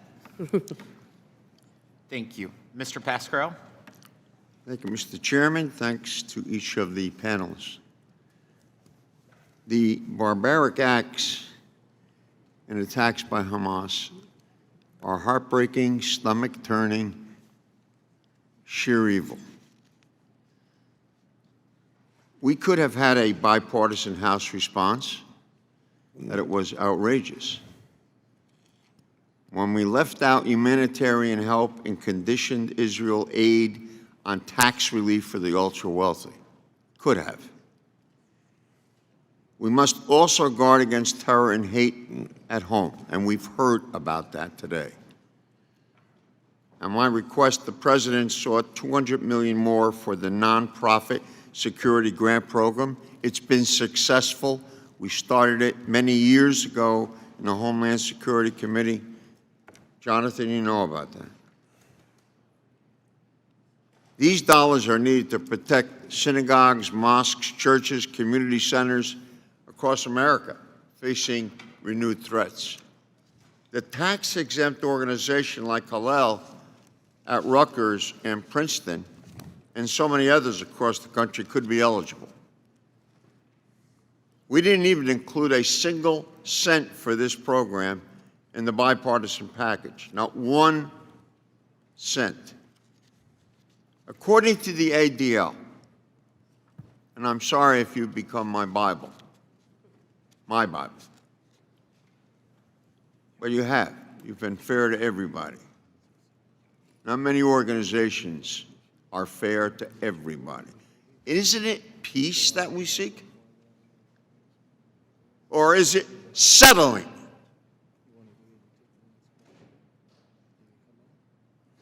We've been in nearly 400% increase in anti-Semitic incidents across the country. This Hamas massacred so many people. We're seeing a more than 200% increase in Islamophobic incidents. This is the largest rise since Donald Trump's shameful Muslim ban. That solved a lot. Colleges have reported a startling surge of threats and violence, particularly against Jewish, but some Muslim students. We live in America. No one should face hatred. No one should face vitriol because of their heritage. I've sounded the alarm on domestic extremism for 15 years, got mostly the deaf ear from both Republicans and Democrats. It's historically in the books. I fight every year for more funding to protect nonprofits. Today's hearing only reinforces the need for emergency funding for nonprofit security grants. This is all empty talk. Actions matter, as was said. Put a full bipartisan security supplemental on the floor. I'm willing to vote for it. Finally, I see one of the witnesses here, Mr. Schanzer. You mentioned me by name. I hope I have the courtesy of responding. In your testimony, you impugned the integrity and loyalty of my constituents. What he implies is total rubbish. My constituents have the right to petition their government just like you, just like me. So, Mr. Greenblatt, I appreciate the ADL's consistent support of the program I'm talking about. I ask unanimous consent to enter into the record a letter from the ADL and a coalition of national Jewish organizations, including Hillel. The letter calls on the Biden administration to include emergency nonprofit security grant funding in its security supplemental package. To the record. Without objection. Mr. Greenblatt, can you please expand on the importance of these grants, and why do we need additional funding quickly for these essential grants? So the Nonprofit Security Grant Program, and Congressman Pascrell, you deserve credit for your leadership on this for so long. It protects synagogues and Jewish schools. It protects churches. It protects HBCUs. It allows these institutions to fortify themselves from the threats that are real. And I think about the shooting that took place at the Dollar General in Jacksonville earlier this year. The shooter went to a local HBCU and was deterred because of the campus security funded by this grant program. And I think about the earlier comments about Pittsburgh. We just honor the 5-year anniversary of that deadliest day in America. And again, had they had the nonprofit security grant program in place and they had the adequate funding there, many lives might have been saved. We saw shootings in the past year in California at Asian American churches. Again, had they had access to the funding, lives could have been saved. This is not a red or blue issue. This is not a Jewish or Christian or Muslim issue. This is everyone's issue and everyone's opportunity, so we would strongly advise or second the idea of more money to fund the nonprofit security grant program. Mr. Speaker, can I just conclude on a point quick? Conclude quickly, please. We're here, as I see it, and correct my perception, but we're here, as I see it, to find a way to bring people together. I mean, that's the purpose of the Congress. Try to avoid conflict, but certainly stand up and be against violence. And I would hope that what would come out of this committee, any committee, is not only good intentions, but also that we understand that there's a history here. You cannot pass legislation to undo history. And we have to understand in context the very problems that we are talking about. And I've been interpreted by some as saying, well, then you're someone who simply wants to look the other way. I don't want to look the other way. But I want to be fair about it. Because the rest has failed in what we tried to do in order to help the peace. We need to rethink it together. Together. Thank you, Mr. Chairman. Thank you. Mr. Smucker. Thank you, Mr. Chairman, for holding today's hearing. Thank you to each of the witnesses. A lot has been said here today that I agree with. I do just want to mention, number one, there's no equivalency between what Hamas did, the horrific attacks, and Israel defending itself. And I think it's important that's said. And I think the article that Mr. Wentworth found highlights that years ago, the Palestinians could have chosen peace and prosperity and coexisting with Israel and have chosen instead violence and destruction for many, many years. And so we stand with Israel and Israel's right to defend itself. And we had a hearing on this yesterday in another committee, and it's just, it's still unbelievable to me that we're seeing what we're seeing on our college campuses. There was a student from Princeton who said essentially the Jewish students have retreated to the Jewish centers because they don't feel that they can participate in campus life, and it's sad to see. We've seen Jewish students violently attacked with microphones, forced to lock themselves in a library in their dorms because they fear for their own safety, and it's just hard for me to believe that that's happening today. In my own district, Millersville University students were targeted when a man drew 2 swastikas on campus. And one of the things I want to focus on today, though, and just get your thoughts, and maybe one of the themes of this hearing is the money that's flowing into universities. And then where universities are spending their money and whether this has some impact on the positions that they're taking. And I'd like some of you to speak to that. We know that foreign countries are investing heavily in our universities, and they could potentially be abusing our U.S. tax system while they're doing that. And in some cases, this is certainly countries that do not share our democratic values. And so, Mr. Schanzer, just want to ask about college endowments, reporting requirements for foreign investments. What steps should we be concerned? And if so, what steps should Congress take to ensure that these colleges and universities are fully disclosing where funds are coming from and then are not investing tuition and donor dollars into countries which actively oppose the U.S.? Thank you, Congressman. I'm going to direct my comments here specifically to the country of Qatar. And there's a reason for that, because the Qataris are a state sponsor of Hamas.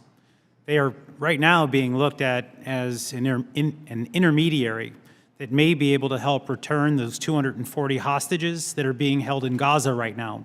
But we know that the country of Qatar has been giving hundreds of millions of dollars to Hamas over the years, and they have an office. And in that office, we've actually seen the video of some of those Hamas operatives cheering as they saw the news break on 10/7, and the Qataris have not kicked them out. I'm going to cite a couple of numbers here, and they're staggering. Qatari expenditures on American universities between 2002 and 2023 exceeds $4.7 billion. This is a country, I should just remind you, of 300,000 people, okay? They have been spending an average of $250 million per year. It's been actually $3 billion between 2013 and 2019. There was a moment actually in Texas where Texas A&M, which has been receiving funds from the Qataris, they did not want to disclose. There was a lawsuit that ultimately had to be filed, and eventually that money was revealed. I only have I'd love to hear more, but I only have another minute. And by the way, Cornell is one that has received up to $1.5 billion.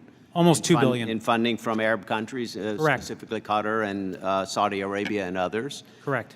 Do you think these colleges are endangering student safety and academic integrity by accepting these funds? And do we know what these countries are receiving in return? We don't know what the countries are receiving in return, and that's a huge problem. And we need to see the contracts. We need to see what the universities agreed to in order to receive those funds. And it's not happening. The Department of Education is actually woefully behind in tracking these disclosures. That is something that I would hope that this committee would look into. Thank you. Thank you. Mr. Estes is recognized. Thank you, Mr. Chairman, and thank you to all our witnesses for showing up for this critical hearing and talking to this issue that's so vital to the world, and we're seeing the impact as we look at all the news the last 6 weeks. Your testimony's certainly been impactful and heart-wrenching. It's sad that we have to convene on a topic of anti-Semitism following the atrocities that occurred in Israel. I'm disgusted even after hearing reports and seeing footage of Hamas slaughtering families and babies and abducting hundreds of other civilians. There are some here in the United States that call the barbaric invasion and massacre exhilarating. Yet that was the word used by the university professor within our borders. These are heinous acts that we should all denounce, and rooting out anti-Semitism and standing with our ally Israel is not a partisan issue. As mentioned earlier yesterday, hundreds of thousands of Americans rallied here in our nation's capital, and leaders of both political parties spoke in solidarity with our Jewish friends and allies. Yet on our college campuses, what should be the bastion of knowledge, students and faculty have abandoned the history of the State of Israel and the facts of the ongoing war, and have instead sided with a terrorist organization that is intent on wiping out the Jewish people and rallying around the cries of death to America. And U.S. officials have confirmed that Hamas is using hospitals as command centers and armories. So why are the most rabid anti-Semites and the most vocal Hamas backers on our U.S. college campuses and often in positions of prominence? Universities have seemed to have become a safe harbor for anti-Semitic and anti-American rhetoric, and it's actually frightening to uncover the financial ties between higher education funding and anti-Semitism. You know, a recent report, as mentioned earlier, about from the National Contagion Research Institute highlights about the $13 million in unreported foreign contributions to approximately 200 U.S.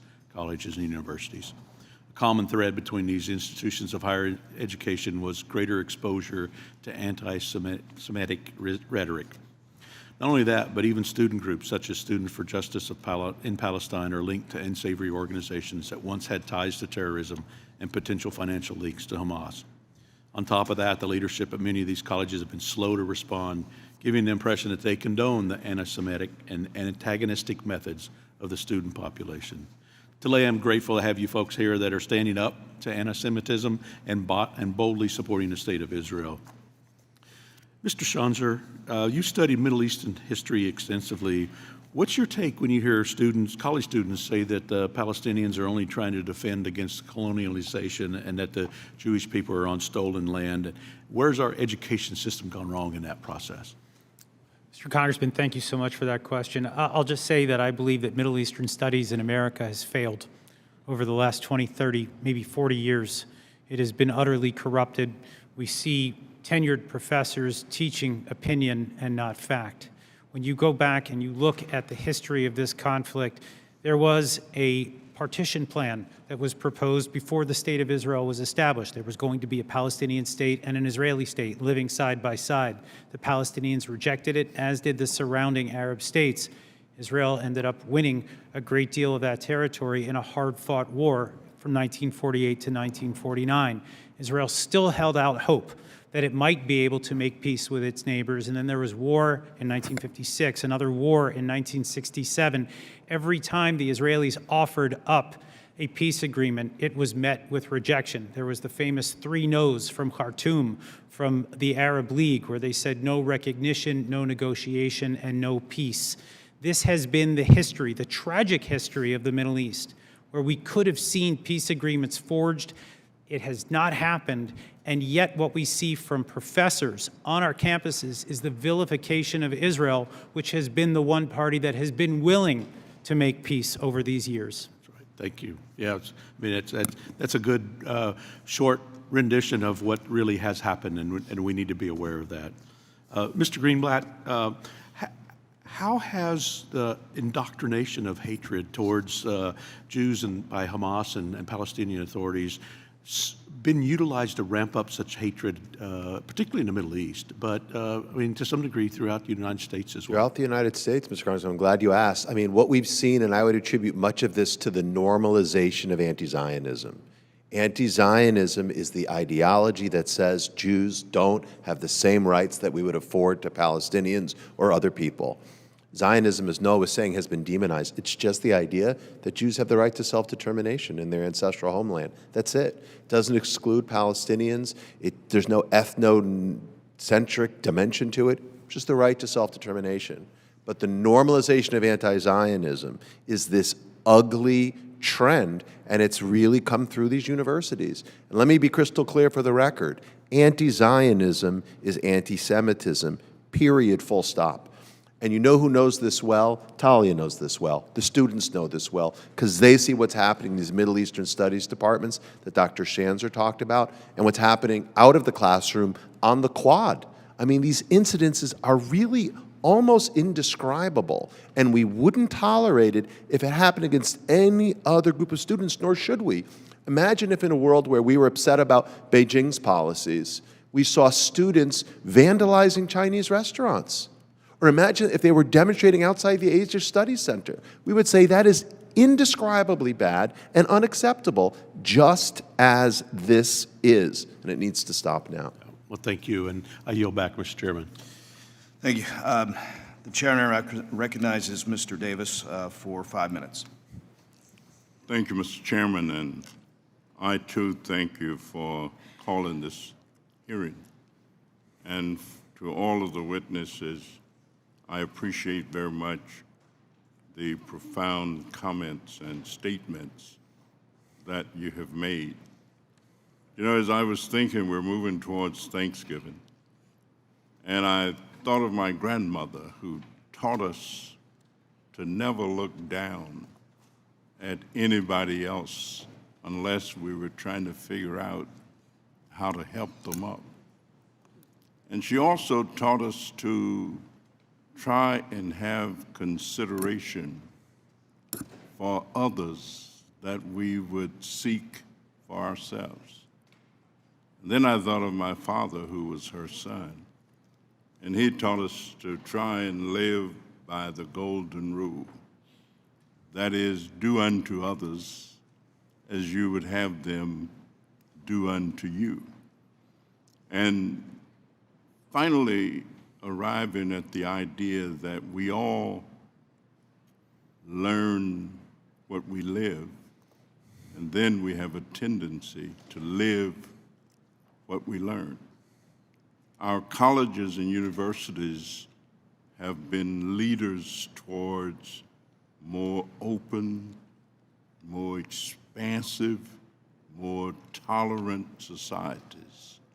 That's kind of the way we've been taught to think of academe and to think of academic institutions.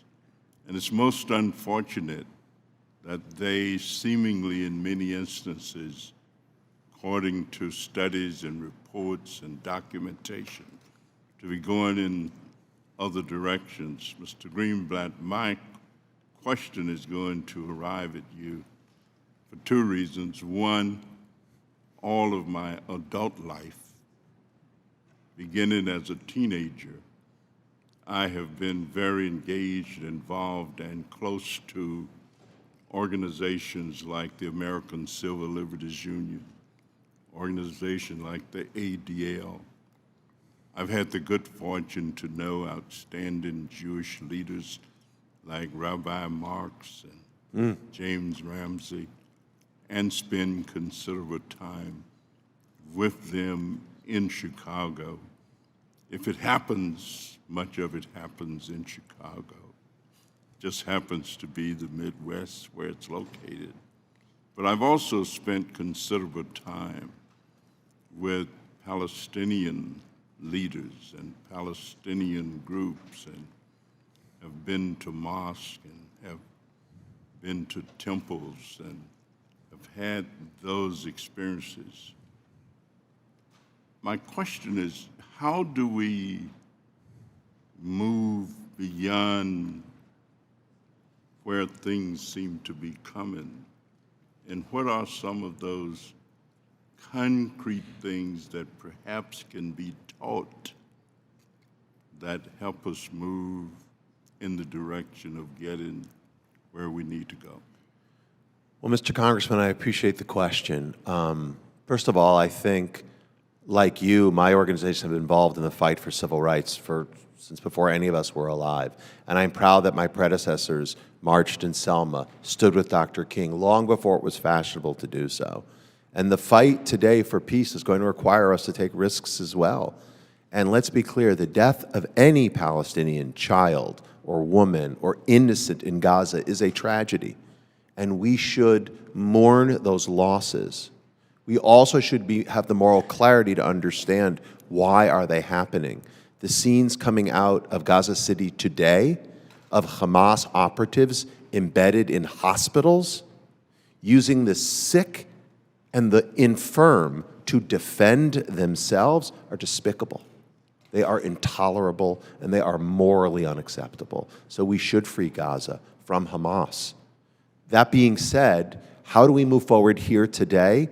We need the Jewish and Muslim communities in this country, by the way, not just Muslims and Jews, all people, to realize that we need dignity and equality for Palestinians, but it will only happen when Israelis also have safety and security.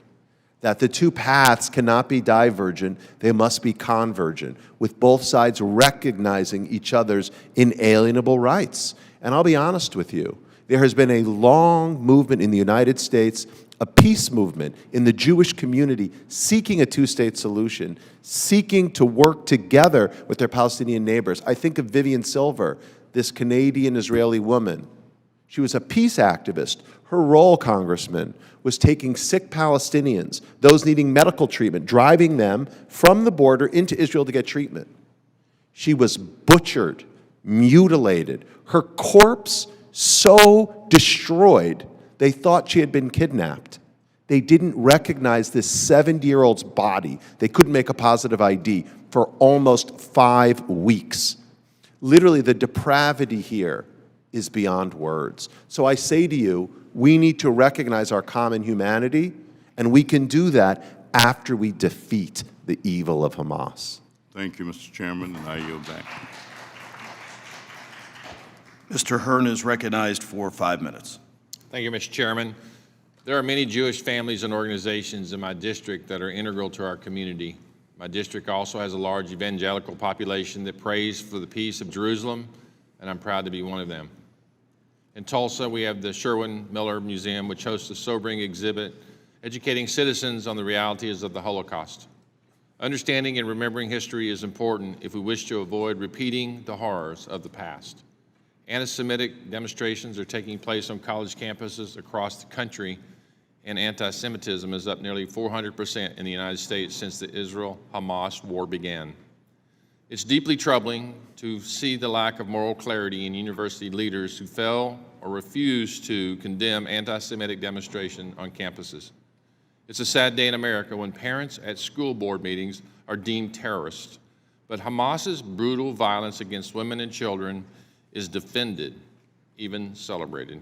Unfortunately, this confusion and chaos in institutions of higher ed is not an anomaly. For decades, we've seen prestigious college campuses slowly soil their reputations by embracing Marxism, Confucius Institutes, and moral relativism as the expense of merit, virtue, and truth. Education is no longer the mission of these universities. Whether intentionally or out of naive stupidity, universities have allowed radical ideologies, often funded by the Chinese Communist Party, to indoctrinate our students. All is not lost, though.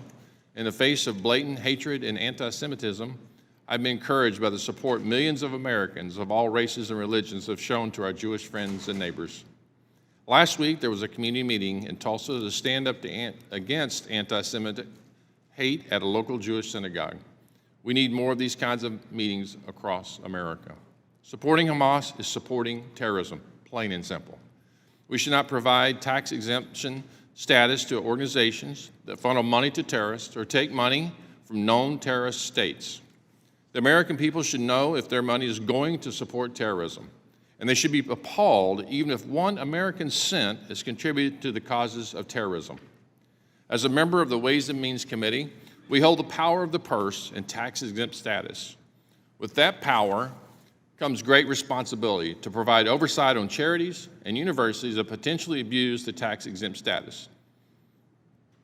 American universities continue to receive billions of dollars in the form of taxpayer subsidies through tax breaks and federal payments, yet anti-Semitic incidents rise on their campuses. Higher ed should not continue to receive taxpayer money in the form of federal payments, grants, or tax exemptions if they continue to turn a blind eye to anti-Semitism on their campuses. The role of the media has played in the recent rise in anti-Semitism should be noted. We have seen various news outlets downplay violent confrontations and threats to harm Jewish people, place blame on Israel despite being the victims of Hamas's attacks, and even try and justify the anti-Semitic acts of some. For example, CBS titled an article, "Jewish Man, 69, Dies After a Clash During Dueling Protests Over Israel-Palestinian Conflict in LA Area." And by doing so, downplayed the fact that the elderly man was violently struck in the head by a pro-Palestinian supporter with a megaphone. Ms. Tishby, I missed part of the hearing here for another meeting, but what do you think of all this? I mean, you obviously are an activist in this area. What's your thoughts on this? Thank you, Congressman. I'm glad you asked me about the role of media. So one of the biggest tropes about the Jewish community is that the Jews control the media. It's an anti-Semitic trope that's very old, and clearly it's not the case, because if the Jews would have controlled the media, we wouldn't have been in the situation in which media outlets around the world refuse to call terrorists terrorists. They call them militants. They refuse to even wait a second before they get a press release from the Gaza Ministry of Health and immediately blame Israel for shooting a rocket at a hospital and killing 500 people. If you would think for a second, it takes more than a minute to count 500 bodies, right? Nobody thinks about that. And we shouldn't really be surprised, sadly. So there's obviously anti-Israel media bias that is extraordinary.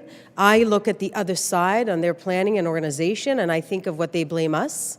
They blame us for having a cabal. They seem to be having a great cabal of their own, and the media is a huge part of it. But this is all starting from somewhere. When you train and educate generations of young Americans on college campuses to believe these blood libels, to believe this slander, these lies about Israel and about Zionism and about the Jewish people, then they go on to work at newsrooms and they take Hamas press release at face value. We shouldn't be surprised that this is happening. We need to nip it in the bud. And nipping it in the bud meaning removing it from our children. Removing it from our children entirely. Thank you. I want to take this opportunity for a second and bring into this room the 241 Israeli and other citizens, hostages, Romy, Gal, Tal, Emily, ranges from 9 months to 85 years old, that are held for over a month and a half in captivity with a terrorist organization and unprecedented incidents in the history of the world. So I just wanted to bring them into the halls of this great chamber. And thank you very much for having us all. Thank you. Thanks for your response. Thank you. I yield back. Mrs. Miller is recognized for 5 minutes. Thank you, Mr. Chairman. I am still utterly horrified by the atrocities committed against our ally, Israel, by Hamas on October 7th. There really are no words to describe what occurred. This depravity is being met fiercely, thank goodness, and I pray that the terrorist organization Hamas is destroyed so that they can never commit these kinds of attacks ever again. It is written in Genesis, the Lord had said to Abram, "Go from your country, your people, your father's household, to the land I will show you. I will make you into a great nation, and I will bless you. I will make your name great, and you will be a blessing. I will bless those who bless you, and whoever curses you, I will curse. And all peoples on earth will be blessed through you." I want to specifically thank Talia for joining us today and sharing her harrowing account of terror that was perpetrated by another student against the Jewish community at Cornell University. I can assure you, Talia, that they will be and should be brought to justice. A concerning trend that we have witnessed is the influence of foreign governments on tax-exempt college campuses. One such example is Qatari funding for Northwestern University. It is no coincidence that it now has a campus in the Gulf country and has become a pipeline for reporters for the Qatari state-owned media Al Jazeera and their youth-focused subsidiary, AJ+. It is widely reported that Northwestern's president said that the university will not be making an institutional statement on the attacks of Israel. Ironically, Northwestern is a frequent commenter on global events such as the invasion of Ukraine and numerous Supreme Court cases. This has led me to wonder if Qatar's funding for Northwestern plays a role in their non-statement on this geopolitical event.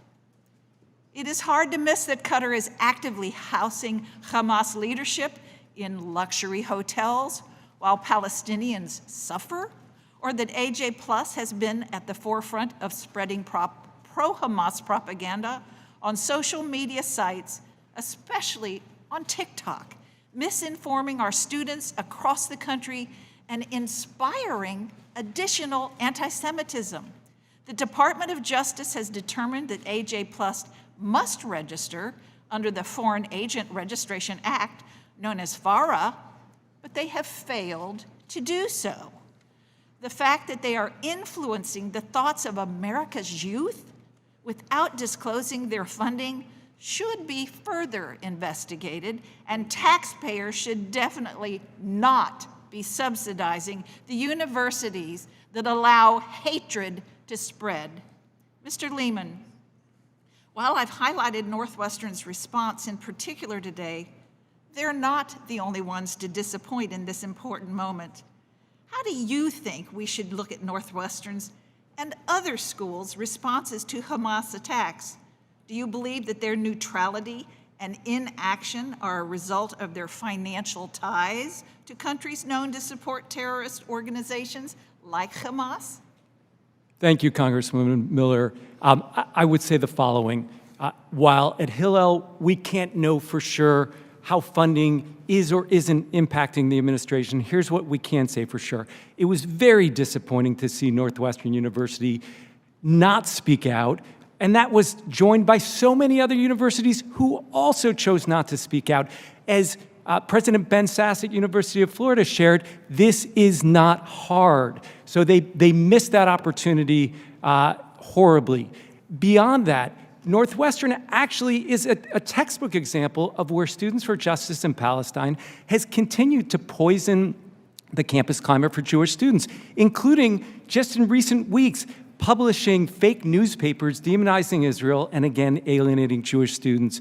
Our Hill student leaders are working so hard, and our terrific executive director, Michael Simon there, to actually promote understanding. We've heard from many members, we need to build bridges. These are students, Jewish students, who care deeply about Israel, but care about the harms directed at Palestinian civilians. They want to see justice, dignity, and safety for all, but they cannot find opportunities to build bridges when other groups, literally, and you all should understand this, there are student groups on campus who have anti-normalization policies. They won't even sit down and talk to Jewish students at Northwestern and other campuses. So whatever you all are able to do to, number one, influence the universities in your districts would be terrific. Come visit us at our Hillels.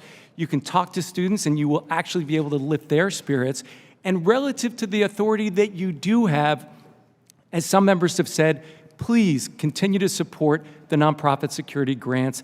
Please continue to drive accountability through Title VI or any other measures that you can. And please just continue to use your voices to speak out. We really appreciate it. And very briefly, Ms. Tishby, since you're a member of the media, what role should media personalities really play? And what is their real role? Are they supposed to report accurate information? Can you elaborate on which personalities exactly? Media personalities, social media personality? All of them. All of them. I'll tell you what I can say. Witness can finish, but the gentlewoman's time has expired. Oh, okay. So I'll do it quickly. Israel was a not cool cause to align yourself with. For many, many years, I was living and working in Hollywood, and as a producer, as an actress, as a writer, and I have tried to get people to vocally support Israel. And they would say, oh, I love Israel, but would you say it publicly? Would you tweet about it? No. So what I encourage people to do, people that have any kind of profile, is to acknowledge the difference between good and evil. Supporting the existence, the safety, and security of the State of Israel does not mean that you always agree with Israeli government's policies. That's fine. But Israel is the only country in the world that her existence is being questioned. That is something that we should not agree to hear anymore. But yeah, I would like to hear from more personalities out there publicly. Thank you. Ms. Sanchez is recognized for 5 minutes. Thank you, Mr. Chairman. I really appreciate the opportunity for this committee to acknowledge and confront the reality of rising anti-Semitism and hate, especially on college campuses. And I want to thank each of our witnesses for sharing their stories and their perspectives today, because it takes a lot of courage to speak up. In the wake of Hamas's vicious terrorist attack against Israel on October 7th, our communities are reporting a troubling uptick in reports of anti-Semitic harassment. And I think we are all united in the belief that anti-Semitism cannot be tolerated in any form. It has no place in our communities, especially on college campuses and in our nation's schools. Unaddressed, that kind of hatred threatens the very fabric of our nation. I want to start my questioning with Mr. Greenblatt. I want to thank you for your testimony outlining the significant spike in anti-Semitic incidences in the wake of the Hamas-Israel war. We have to confront hate early and aggressively, and the federal government urgently needs to support programs that combat anti-Semitism. Would you agree with that? Absolutely agree, Ms. Congresswoman. And you provided many policy recommendations, which include investing in the Department of Education's Office for Civil Rights, which investigates complaints that students have been subjected to ethnic or ancestral slurs or to harassment based on their appearance, dress, or the way they speak in ways that are tied to ethnicity or ancestry. Is that correct? I mean, Title VI covers protecting students based on ethnicity or national origin. So you have to show a pattern of discrimination, and the university not creating, again, a space where the student is able to learn and live freely. But the question being, you recommend investing in the Department of Yes, I do. Education's Office for Civil Rights.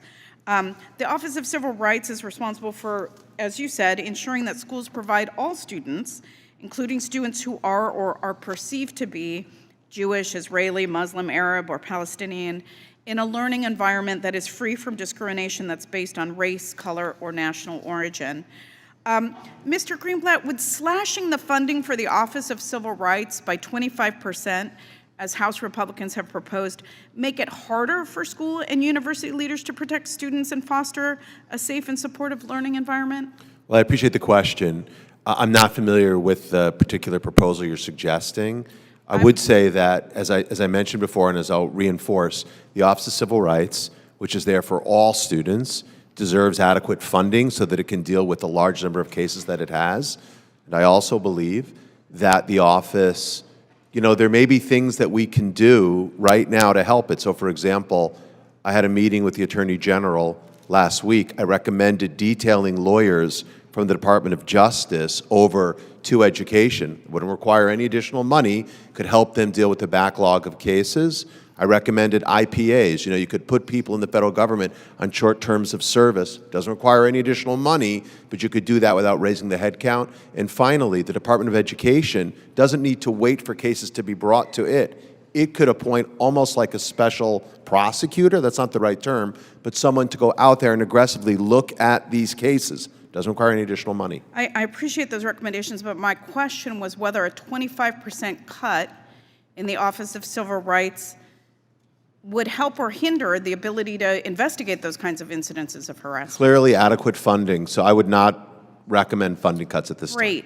I also just want to point out that House Republicans have also proposed slashing the FBI's operating budget, eliminating hate crime grants, and eliminating the Community Relations Service, which is also known as America's Peacemaker, for helping communities address conflict based on actual or perceived race, color, national origin, or religion. And I only raise those issues because given what the witnesses have shared with us today, I think that we ought not to be talking about slashing funding for vital programs which can help root out these incidences of violence or even prevent them before they escalate to incidents of violence. So instead of the proposed cuts to those critical programs, we should fully fund them or even plus up funding where needed. Lastly, I just wanted to say, Ms. Dror, I really appreciate you being here today and sharing difficult and frightening experiences with us, from threats and harassment to disturbing graffiti that you have experienced on your college campus. And it's not hard to understand why students are scared. What would you suggest my colleagues and I should remember as we consider the different ways the federal government can help address hate and prevent violent attacks on our friends, our families, and our neighbors? Thank you so much. In terms of legal policy, I'm not an expert yet, so I would defer to the experts on this panel. But I hope you remember that I'm supposed to be in school right now. Like in this exact moment, I'm supposed to be in my constitutional politics class, which is funny. You might get extra credit for actually being here. I don't know. Let's hope. But Jewish students deserve to be able to go to their classes.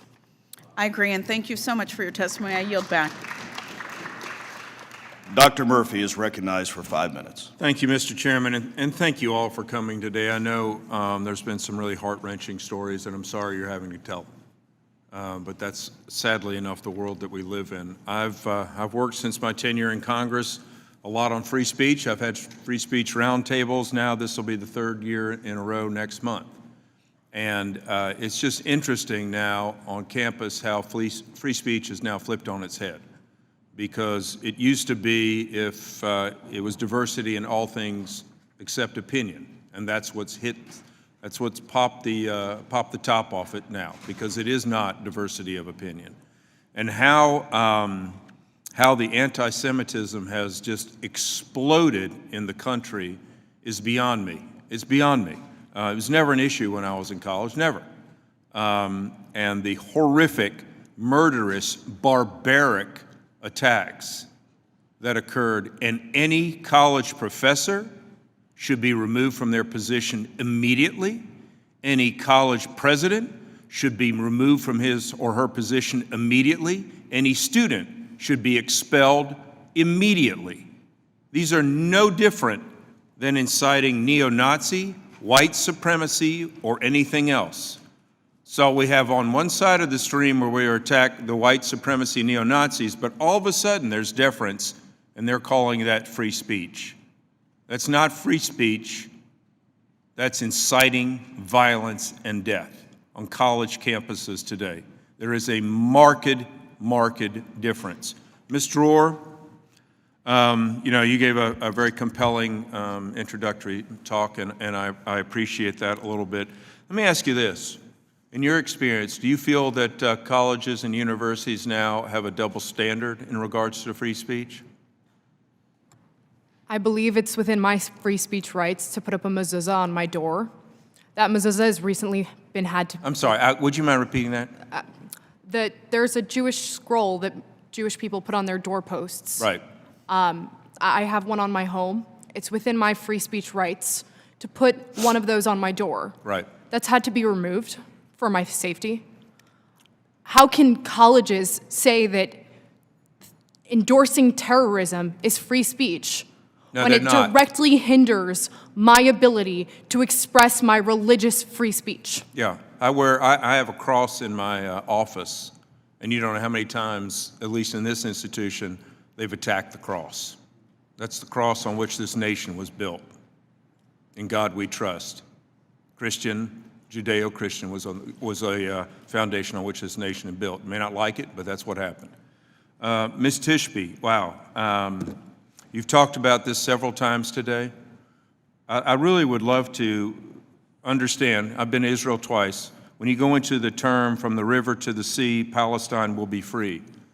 What does that mean when somebody's Jewish? What happens when they hear those words?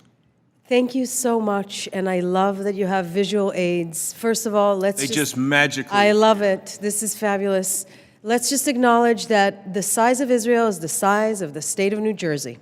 So there are 21 Arab countries in the region, one Jewish state, and for some reason Israel is the big bad wolf. You can barely find it on the map. It's a tiny piece of land. The Jordan River over there to the east and the Mediterranean Sea. When people say from the river to the sea, Palestine will be free, they mean that piece of land completely clean. So ethnically cleansing the Jews from their ancestral land. Now, why is that anti-Semitic? About 30 seconds, I'm trying to say. I'm sorry? We're going to have about 30 seconds. So why is this anti-Semitic? It's anti-Semitic because if you don't allow only the Jewish people to have a state, if you're anti-Zionist, you're saying, I'm not anti-Semitic, I'm just an anti-Zionist. Well, then which other country would you like to dismantle? Usually the answer to that is none, just Israel. Right. So people that are obsessing over Israel are anti-Semitic, and that means cleansing that particular piece of land, which is the Jewish people's ancestral land. It would be very similar, but not nearly as commentary as to say get everything from the Atlantic to Pacific, south of Canada, north of Mexico. Yeah, America will be free. Well, thank you. I will say this, when we talk about funding, I don't mean this to be partisan, but my Democratic colleagues love to just say more and more funding. How about we cut the funding of these colleges and universities and divert the funding that they already have, I've been on a college board to see an explosion every year, program after program after program. How about we cut and reuse the money? Because otherwise, it becomes a nuclear arms race. Who can scream for more money year after year? So go to these college professors, board of trustees, and to all these folks and say, you're losing your money, which I think the vast majority should anyway, if you don't move your funds from one thing to another. Actually put your money where your mouth is when you talk about true diversity and inclusivity. Thank you, Mr. Chairman. I'll yield back. Mr. Kustoff is now recognized for 5 minutes. Thank you, Mr. Chairman. Thank you for the witnesses, all of you for appearing today. I think we've all learned a lot. If I could, Dr. Schanzer, with you, if I could get you for a moment to put on your former Department of Treasury hat. Yesterday, my colleague and I, Congressman Brad Schneider at the other end, introduced a bipartisan piece of legislation, bill numbers H.R. 6408. It would authorize the Department of Treasury to revoke the tax-exempt status of any nonprofit deemed to be providing material support or resources to a terrorist group or to a terrorist group like Hamas or any other terrorist group. You were back in your role at Treasury. Can you talk about the benefit that that legislation could provide if it in fact were enacted by Congress? Certainly, Congressman, and thank you for the question. I did see H.R. 6408, and I think it is a worthwhile initiative. I think that there was a time, though, where Treasury used to track domestic groups and actually sanction them. It has stopped doing that. So we don't do that anymore. We only target external groups, foreign terrorist organizations, foreign charities, foreign individuals. That's what the Treasury does now. So this is probably something that the Department of Justice and the FBI would be able to wield. So if Treasury identifies one of those and they're identified pursuant to this proposed law, then it would be probably something that the Department of Justice and FBI would follow up on. But I do see this as a very valuable tool. A valuable tool to revoke the tax-exempt status of these organizations. Correct, as a first step. And then I would say after that, you'd want to have a deeper investigation to find out whether there is criminal activity, because that is certainly what is implied in the language of your proposal. You talked about American Muslims for Palestine. What about the Islamic Relief Worldwide, the IRW? Are you familiar with them? I am not as familiar. The reason why I've tracked AMP is because I used to track all the other groups that came before it. I could very easily see their lineage. I'm not tracking all these other groups full-time. Fair enough. Thank you very much. Mr. Greenblatt, thank you for appearing today.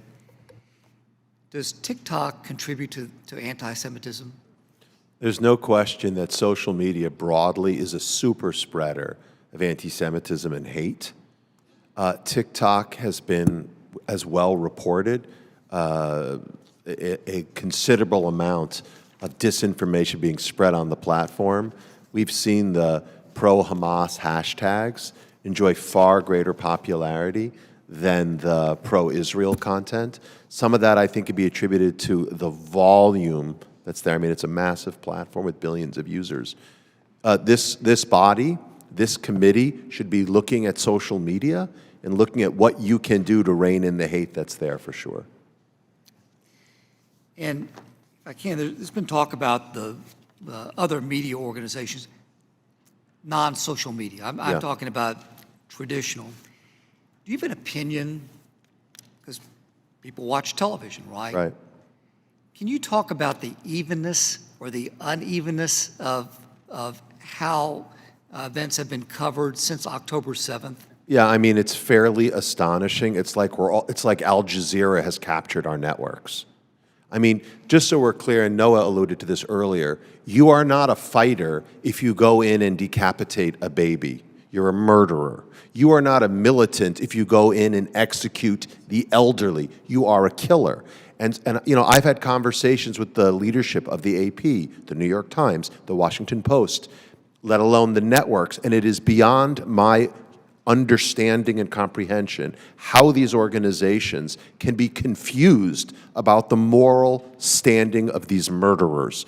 We didn't call the people who took out the Twin Towers fighters. We called them terrorists because that's what they were. And we didn't call the people who butchered babies in Syria fighters because they were terrorists, and that's what they were. And I don't understand why there is any moral confusion about this here and now. Mr. Greenblatt. Ms. Tishby, very quickly as my time is expiring, you prophetically maybe wrote a column in Variety several weeks before October 7th. I want to read you a quote. Now, I ask you a question. What you wrote, quote, "Anti-Zionism is the new, hip, and socially acceptable thing to do, as we can see on social networks such as TikTok, which exploded into frenzied criticisms of Israel, sometimes even in dance routines during the May 21 Gaza conflict." I think you wrote this again just a few weeks before October 7th. Can you compare that quote a few weeks before October 7th and now? Well, now it just became a whole lot more extreme and a whole lot more spread out. We just found out that X, formerly known as Twitter, did not remove 98% of reported anti-Semitic hate speech since October 7th. It only gotten worse. I called it in my book, This Hip New Social Justice Cause, because hating Israel became the norm, and that norm needs to be turned around. As Jonathan was saying, social media is a super spreader. We live in a terrifying world in which if Hitler had TikTok, we'd be seeing another reality. This is what we're dealing with right now, and for some, it's very unfortunate that Israel is patient zero when it comes to misinformation and fake news. Just like it was in the days of the protocols of the elders of Zion. We're seeing this manifest and change, and this is where we're at today. Anti-Semitism is a shape-shifting conspiracy theory, and it had shifted into what we're seeing today, which is anti-Israel and anti-Zionism. The gentleman's time has expired. Ms. Sewell is recognized for 5 minutes. Thank you, Mr. Chairman. I'd like to thank all of our witnesses here today for sharing your personal experiences and your professional insight. We are 5 weeks removed from Hamas's horrific terrorist attacks resulting in the deaths of thousands, killers, leaving Israeli and Palestinians caught in the crosshairs of war. The aftermath of this conflict is not contained within the active war zone. The effects of the conflict have been made their way to the United States in both anti-Semitic and Islamophobic acts. And to be clear, we must be very clear. We cannot allow anti-Semitism or Islamophobic or any form of hate to grow anywhere, but especially here in America and especially on our college and university campuses. We are unfortunately witnessing homegrown hatred, and we have in this nation, unfortunately, seen this before. One need look only further than my Alabama congressional district to witness the country's centuries-long history of hatred.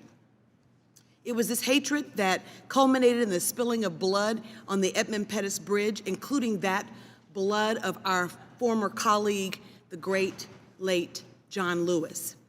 The brave foot soldiers that day were advocating for the fundamental constitutional right of access to the ballot box and freedom of speech. While the battle fought that day may have been or appear to be distant, old battles have indeed become new again, and the modern battleground is not a bridge, but college and university campuses.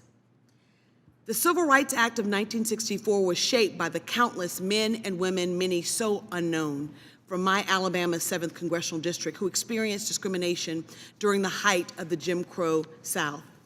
Now, we know that colleges and universities have a legal obligation under Title VI of the Civil Rights Act of 1964 to provide all students, including students who are or are perceived to be Jewish or Israeli, a school environment that's free of discrimination based on race, on color, or national origin.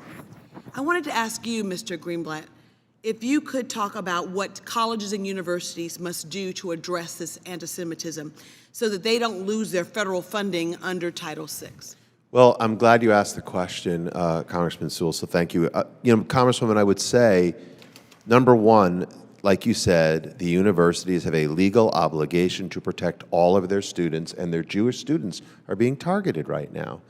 But I must say, we are not going to wait because so many of these university presidents are cowardly and feckless. So I'm proud to share that Mr. Lehman and I, through Hillel and ADL, along with another group called the Brandeis Center, have launched a legal helpline last week called CALL, the Campus Anti-Semitism Legal Line, to make it easy for students to submit cases. We've already had over 150 cases submitted in 1 week. We've trained over 100 lawyers, in part thanks to the help of a law firm, Gibson, Dunn and Crutcher. And if we do our job right, we will get up to 1,000 lawyers. So you better believe we are not going to wait for these universities to finally show up. We're going to show them, and we're going to bring the cases to them. And I think, I appreciate the conversation about the Qatari money. You know, we talk about dark money in politics. This is dark charity. And dark charity should have no place in our country. And so we should again stop the flow of dark charity, and we should stop the flow of federal funds if these university presidents don't finally do their jobs. So can you tell students who may be listening what ADL resources are available to them? I mean, you just said being able to file cases. Yep. But can they find on your website, where can people go So they can to really text, find those resources yep, to help them? they can text call help to 51555 to report incidents. Call help to 51555. Number two, they can go to adl.org. Through our deep partnership with Hillel International, we provide training to students so they understand how to deal with anti-Semitism and anti-Zionism when they're confronted with it, Congresswoman. So I think between ADL, you can find our stuff at adl.org, and all the amazing resources of Hillel, there's a lot of stuff that students can use. We must stop hatred, Thank you. period, Agreed. in this country. Hear, Thank hear. you. The chair would like to remind members and also the witnesses that to keep your remarks within the 5-minute time period. That way, all of the members will have time to ask questions. The chair now recognizes Mr. Fitzpatrick for 5 minutes. Thank you, Mr. Chairman. Thank you all for being here today. I represent the Philadelphia region, Bucks County, Montgomery County, and southeastern Pennsylvania. I was personally horrified in our own example in our backyard to see violent extremist activity, specifically at the University of Pennsylvania. A student proclaimed during a protest in Philadelphia that October 7th attacks by Hamas made her feel empowered and happy, and she later stole an Israeli flag for all the world to see. For someone to feel empowered and happy as innocent children are kidnapped and murdered in cold blood is the most unimaginable thing anyone could imagine in a free society. Dr. Schanzer, thank you for being here, sir. You've been observing an uptick in violence on college campuses linked to Hamas propaganda for quite some time now. Beyond this example, can you provide this committee, for the record, because we want to get a lot of this on the record today, other examples that you've witnessed of violent rhetoric being spread to students since the war began, and how Hamas propaganda has been funneled down to groups on campuses throughout America? Thank you, Congressman Fitzpatrick, and thank you for representing my hometown of Philadelphia. Go Birds. Look, Penn is probably the worst campus that I've seen during all of this, and this takes nothing away from what we've seen in Cornell. I'll go through just a couple of the examples of what we've seen, the kinds of rhetoric and the threats that have been taking place on this campus. It is embarrassing to me as a son of Philadelphia and as a Jew to see this happening. It is unbelievable that it's happening in America, for that matter. So you have a speaker at Penn against the occupation, a rally praising Hamas for a job well done on 10/7. We have at Penn's A.E. Pie House, someone scribbled the message, "Jews are Nazis." The Hillel was broken into, the Chabad was vandalized, a swastika was drawn on an academic building. We're watching protests where they're calling for Palestine from the river to the sea. This is calling for the destruction of the state of Israel. They're calling for an intifada, a violent uprising. There's a vigil and a walkout to honor the Palestinian martyrs, those that are killed fighting against Israel. And then finally, a faculty senate statement published that was really, I think, the end message was that the university should not cave to Jewish donors who were demanding change. This is unbelievable that it's taking place at Penn. It's unbelievable that it's taking place in America, and it's just a microcosm of what we're watching across the country. Thank you, Doctor. Ms. Dror, moving to social media. Obviously, there's been a rise in anti-Semitic language on social media platforms, TikTok probably being the biggest offender, although not the only one by any stretch, which has been used as a tool for Hamas, a wholly owned subsidiary of the CCP, by the way. If you could talk to me what you've seen at your university, where are these young people? It's not just dance videos, right? They're now getting their news from TikTok and some of these other social platforms, which is wholly controlled by a chief adversary of the United States and Israel. So talk to me about the social media impact here, that specifically the impact it's having on college campuses. Yeah, absolutely. This is actually really funny because I deleted my TikTok 3 days ago. I was always a huge user of it, and there was a point where I deleted it and then re-downloaded it, and it changed my whole algorithm. Like, it refines an algorithm for you based on the type of videos you enjoy watching.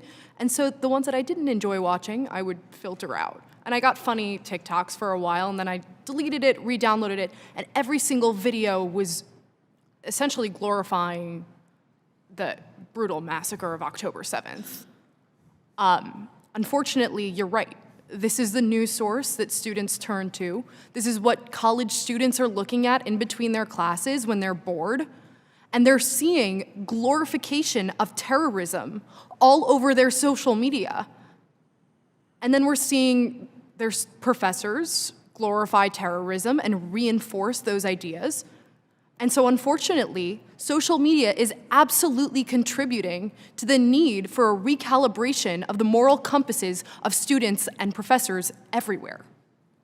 Well, you'll be pleased to hear that in my role on the House Intelligence Committee that we will be subpoenaing the algorithm of TikTok to get answers to a lot of these questions. Mr. Chairman, I yield back. Ms. Chu is recognized. First, I want to say thank you to our witnesses for being here today and bravely sharing your experiences. No one should be targeted or made to feel unsafe because of who they are. There's no room for hate and anti-Semitism in this country or anywhere.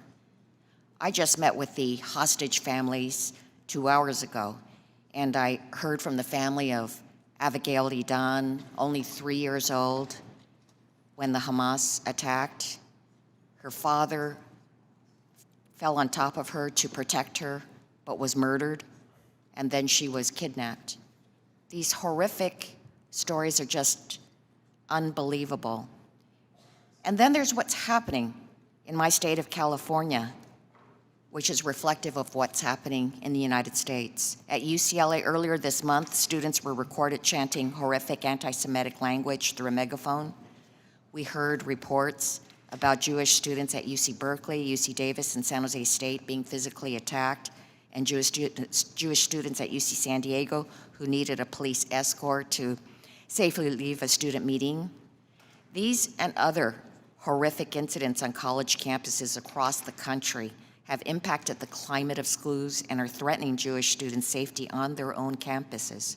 In fact, just the other day in my own district, the Hillel at the Claremont Colleges sent an email to its members with recommendations on how to be safe on campus, including suggesting in some cases it may be safest for students to stay inside and skip classes.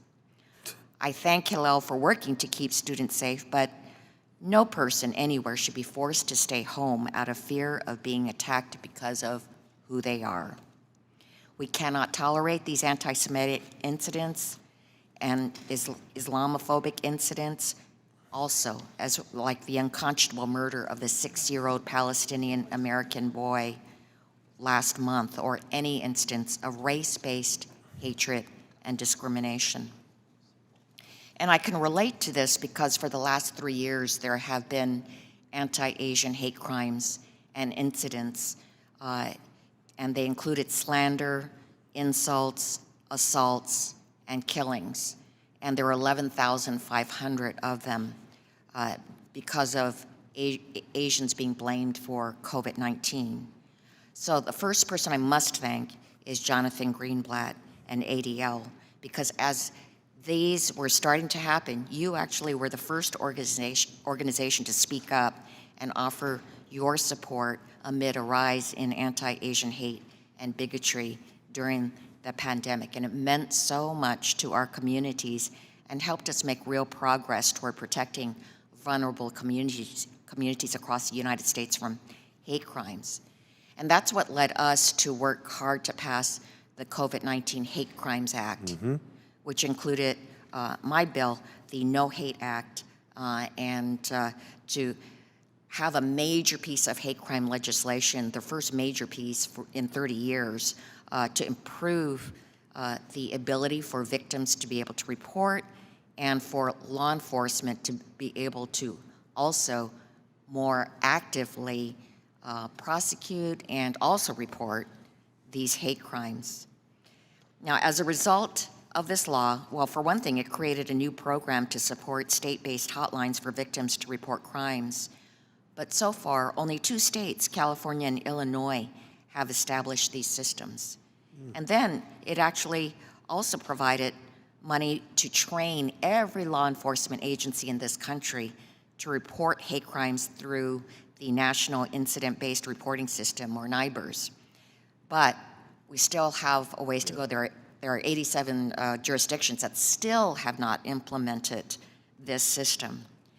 And without full participation in these new programs, we will not have a full understanding of hate crimes across this country, and our response to incidents like this anti-Semitism that's happening on campuses will be incomplete.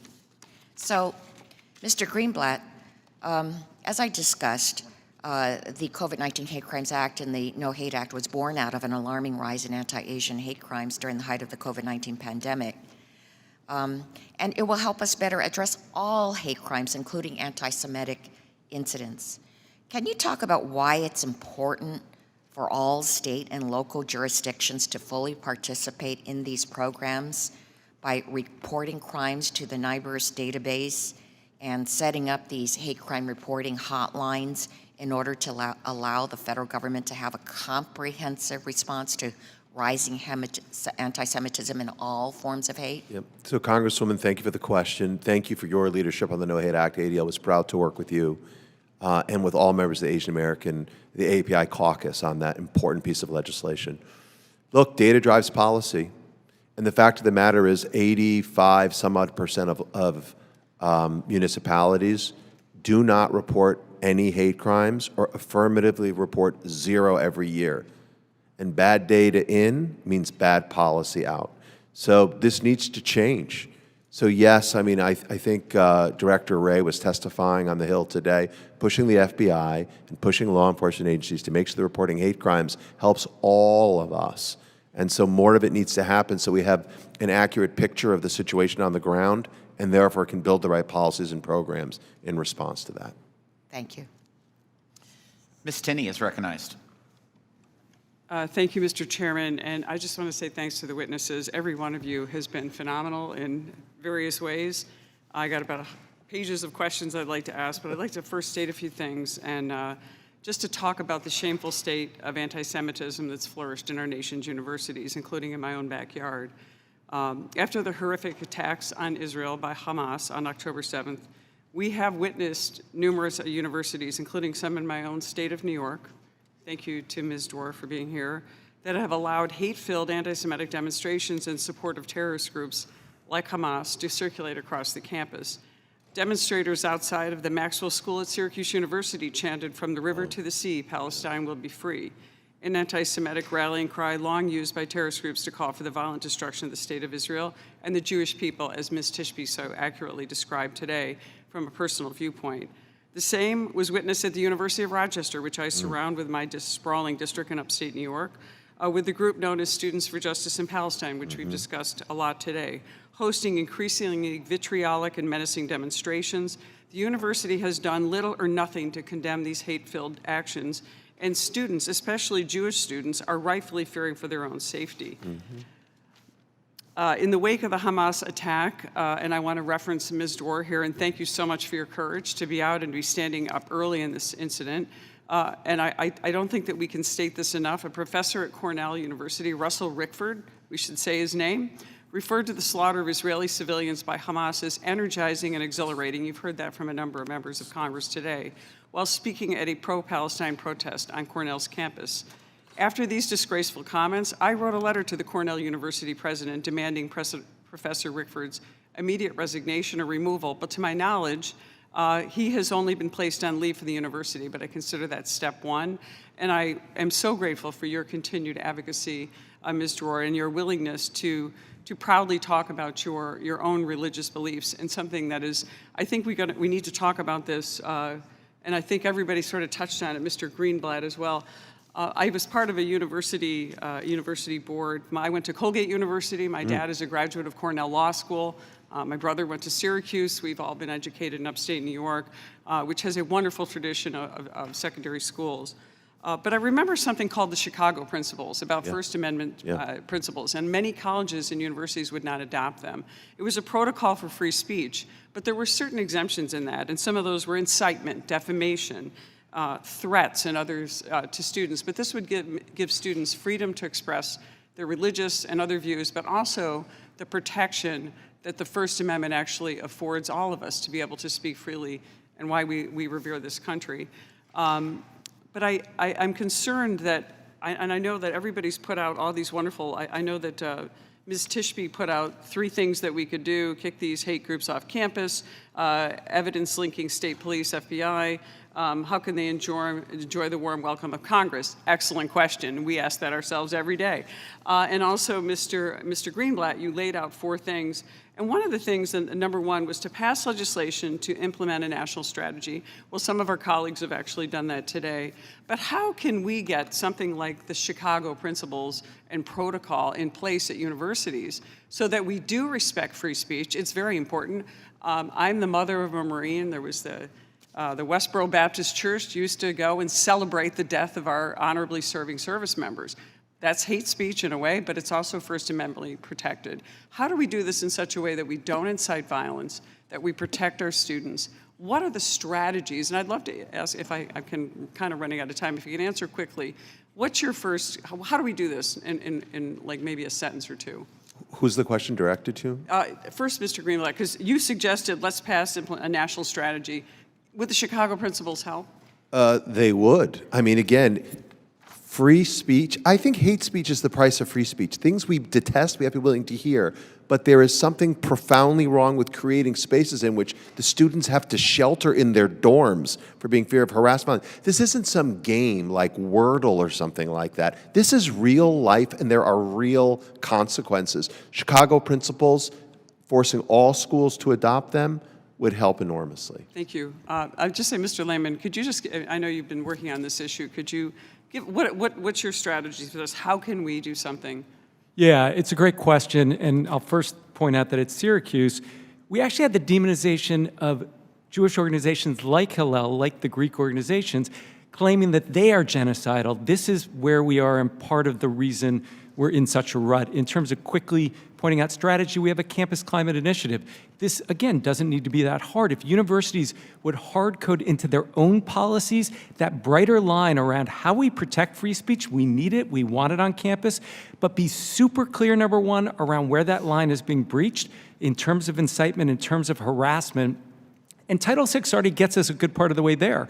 Is there this pervasive hostile and discriminatory environment? So let's, fund to make sure we can enforce Title VI. Let's create the bright lines.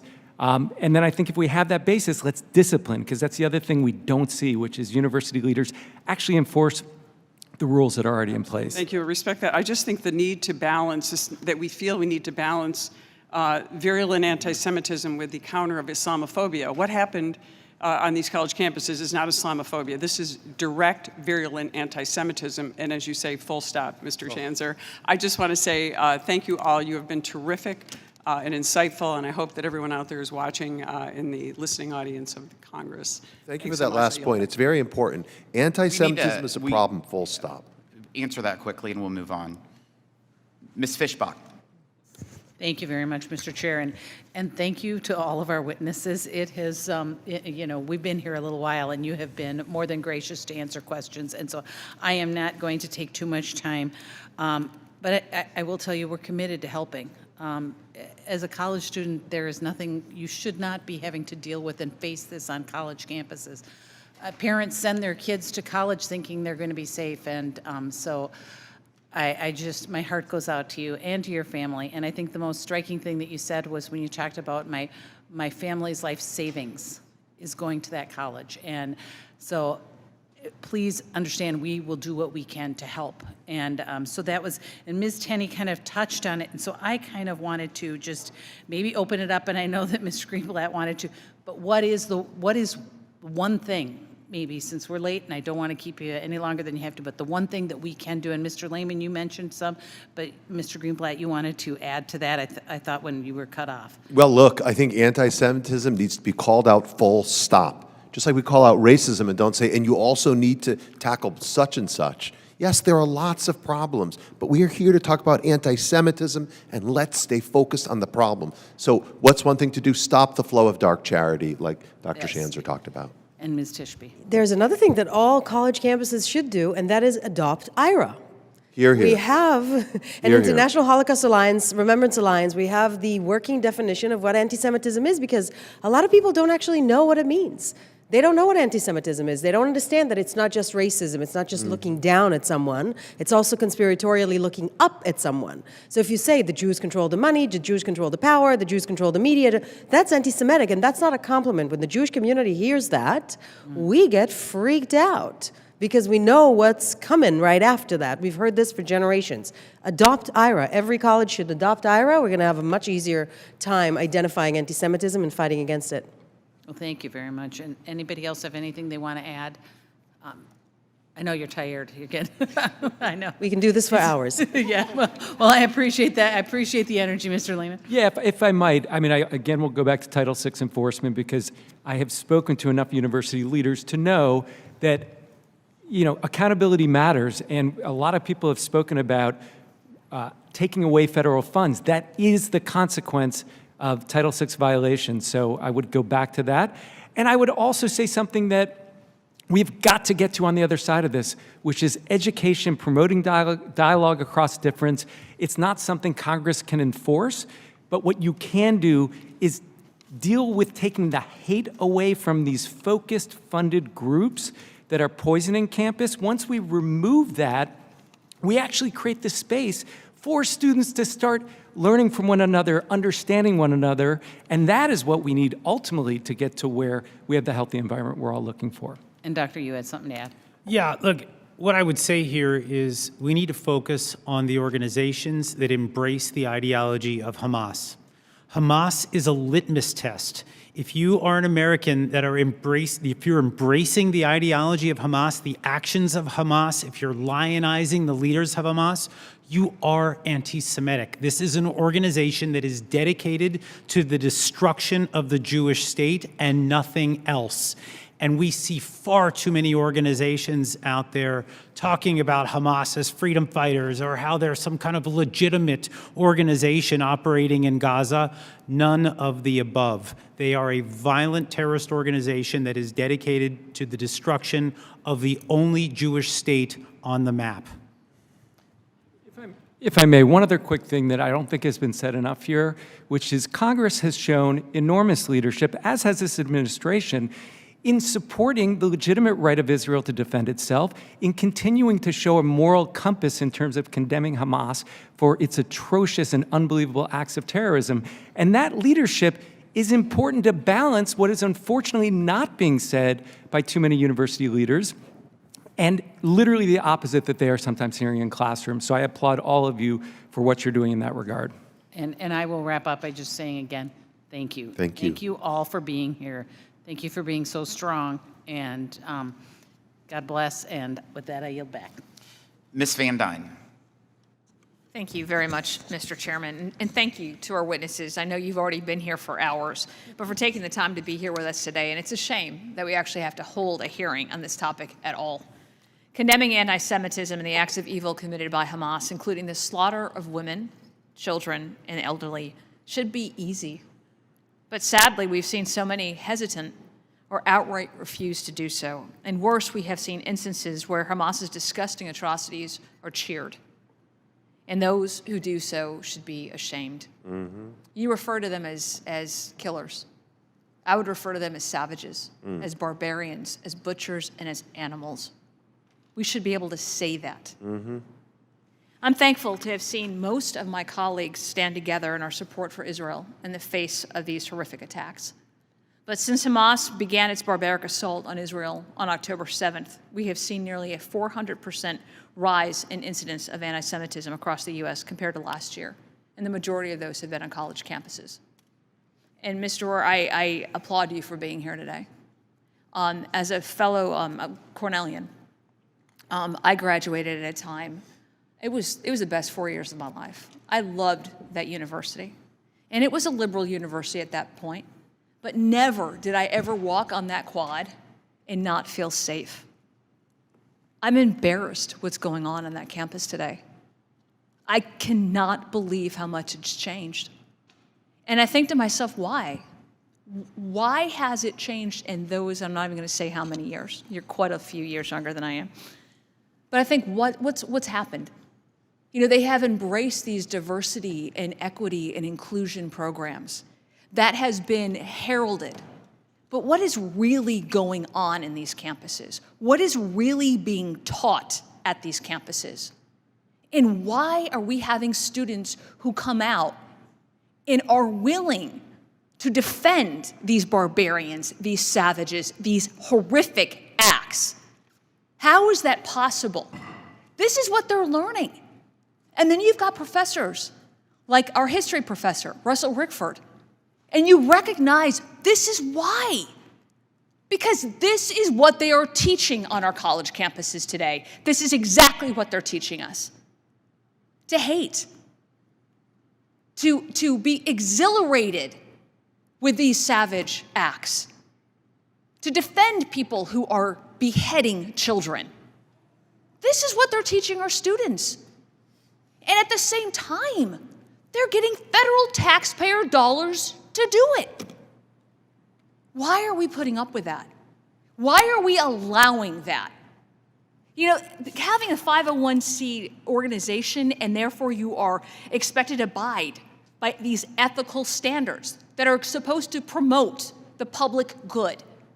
When I'm looking at what's happening to you, Ms. Dror, and I'm looking at what's happening to students across the country, where they're being harassed, where they're having to lock themselves in to not be harmed by other students, that's not for the public good. When I am seeing professors that are acting like that and not being immediately fired, that is not for the public good. What year are you? I'm a junior, but I'm graduating this year. So you're trying to get out of there as fast as you can. Oh, yeah. That's a shame. I mean, that is a shame that you were having to do that. Were you not as surprised as I was when they did not immediately fire Professor Russell Rickford?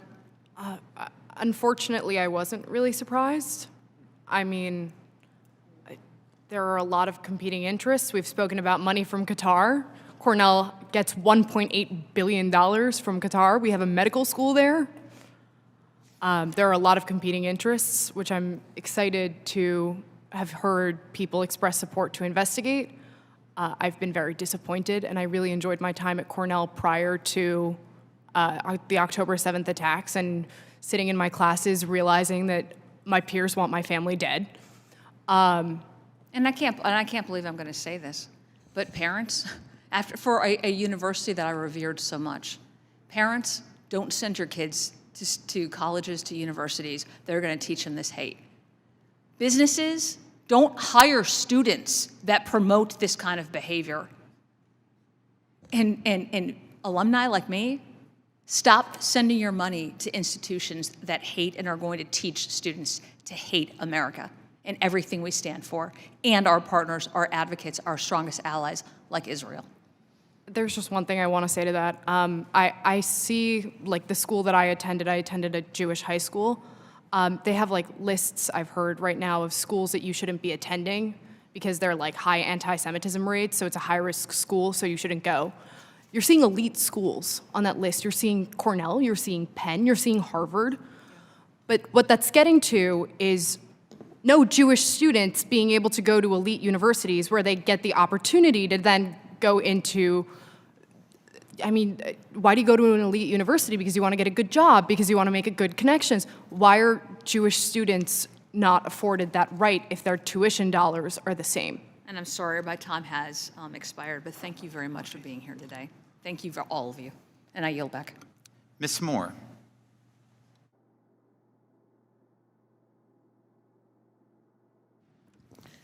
Thank you, Mr. Chairman, and let me thank the witnesses for their patience and indulgence. And I just want to say to you, Ms. Talia, don't let anybody steal your joy, girl. you enjoy your last year at Cornell, your parents' money that paid for that education, and it sounds to me like you are a very intelligent, learned person, and you could teach somebody something and be an example. And I do think that we do have laws. I am going to make inquiries about how Title VI, what the enforcement mechanisms are for that. But I do have a question, and perhaps it's not for you, Talia. Perhaps it's for Dr. Schanzer.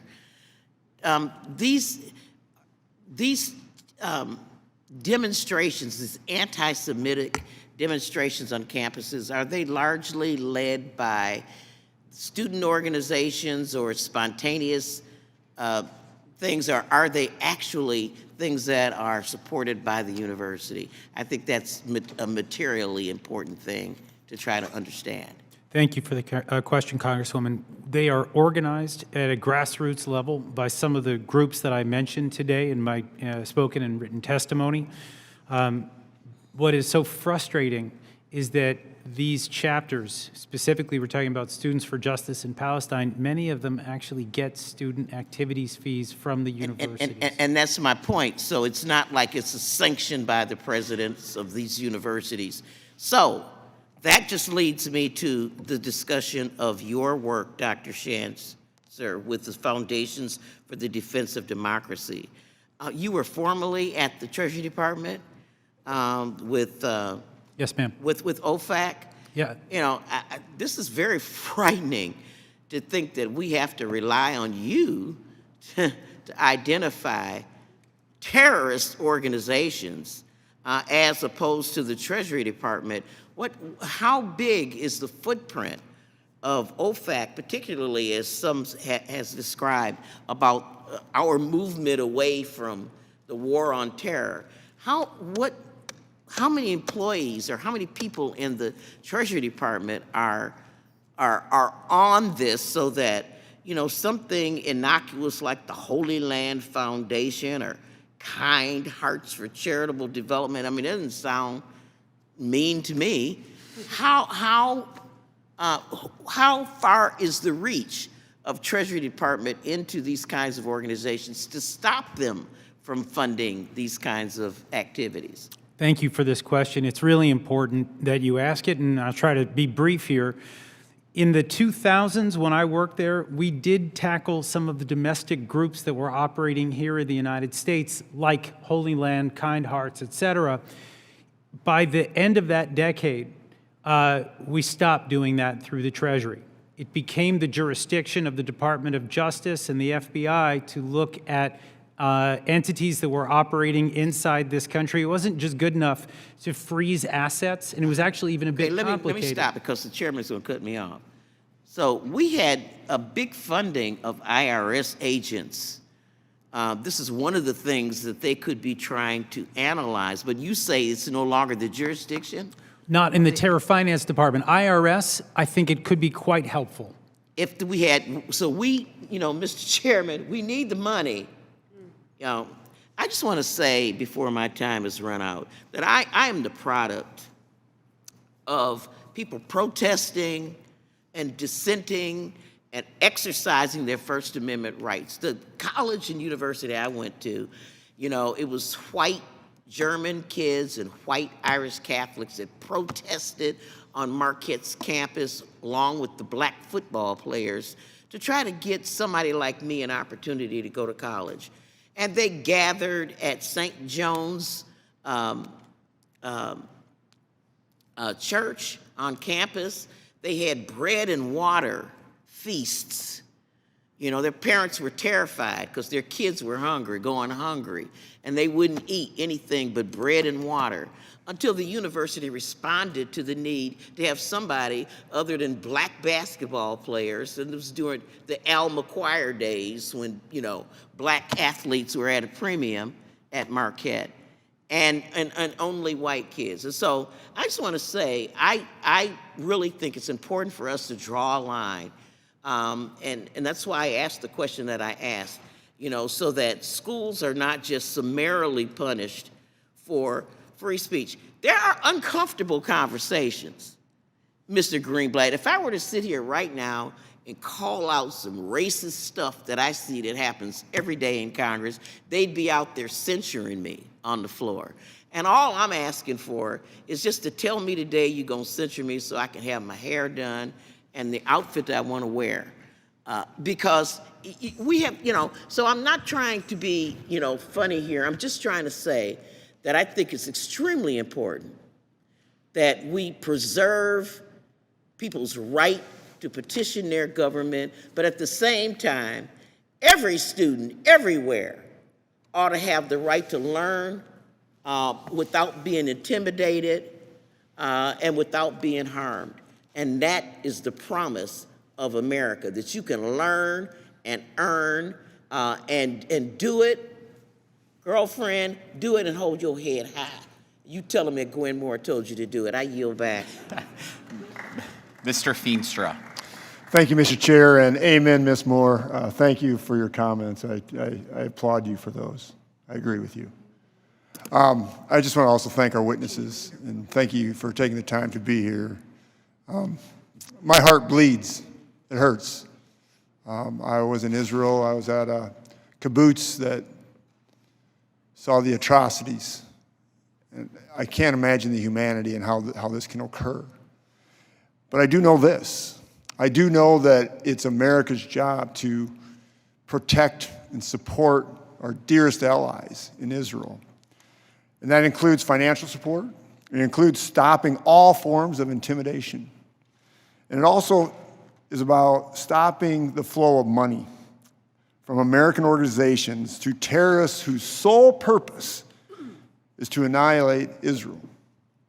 The federal government has several entities responsible for tracking illicit funding, and we need to be assessing and strengthening and building on these and stopping what's occurring. So, Mr. Schanzer, I know you've talked about this in length already, but I want to look for solutions. We can talk about what's all happening. We all get it. We've heard it. But what are the solutions? What can we do to track it down? And do you see any new technologies, anything that we can use, whether it be AI or whatever, that we as Congress can act upon? Congressman Fenestra, if you're referring to the activities of some of these extremist groups and how we can stop them, look, I think part of it is about perhaps reforming the tax code, not giving 501c3 breaks to organizations that we know are embracing hate speech and targeting specific sectors of American society. That should be beyond the pale. I don't think you need AI for that, right? That's a fairly simple, absolutely straightforward. Correct. Now, from there, we've got, I think it's a murkier question, right? You've got, when you start seeing organizations that have connections to terrorist groups in the past, terrorist charities in the past, there's got to be follow-up, and that requires the bureaucracy, that requires resources, and I know those resources are tougher and tougher to come by. But I do think we, as I said before, I think we got to figure out how to walk and chew gum. We should be able to do great power competition while also tracking the potential terrorist groups or extremist groups or hate groups that are terrorizing entire sectors of American society. That's right. I agree with you 100%. And we got to be active. I mean, we all can talk. We talk a great game, but we got to do it. And we can do many of those things. Lehman, I know you talked about this a little bit in your testimony, but yeah, if I can add one thing, Congressman Finster, as well, which is AI needs to be better deployed in terms of basic security. Yes. You know, we have seen so many issues, obviously, in broader society, but including on campus, where it is not rocket science to trace and see where those threats and issues are originating. And I would love to see, frankly, college students who are bright like Talia deployed, but we have even more resources at a federal government level. Let's take those resources, start understanding where the threats are originating, and that will help organizations like Hillel and all universities do a better job of defending themselves. Absolutely. Ms. Dror, I want to get to you, and I just want to say something, that I have 3 children in college, all right, your age, and it pains me to hear what is going on, right? I send my kids to college. I never worry about their safety, nor should I as a dad, right? But you and your parents, that's scary. It's scary stuff. Now, my question for you, and I'll ask Mr. Lehman too, but Mrs. Dror,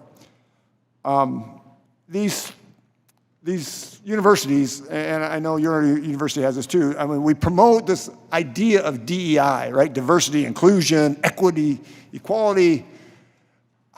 Has this come out at all in your institution of saying, are you protecting yourself and all these great students that are there? Following the death threats, the university has taken a greater initiative to integrate Jewish students into their DEI efforts. Those have been appreciated. In terms of the anonymous platforms, I did want to say, yes.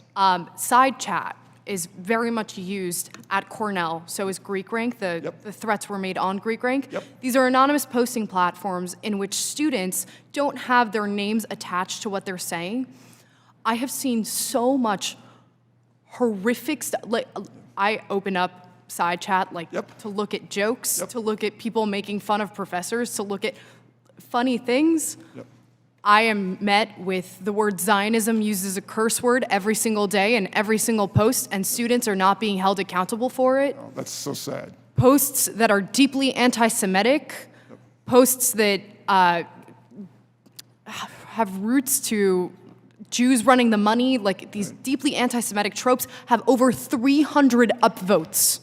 People who are hiding behind their cell phones are upvoting anti-Semitic comments. These anonymous platforms are widely used by students. Maybe they shouldn't be. No, and I agree. And I was on a university, I was a professor, and I checked these chats too, because obviously they destroy professors. That's nothing. I can handle that, right? But what is happening on those side chats, anonymous, all right? People hiding and saying and destroying other students is completely uncalled for.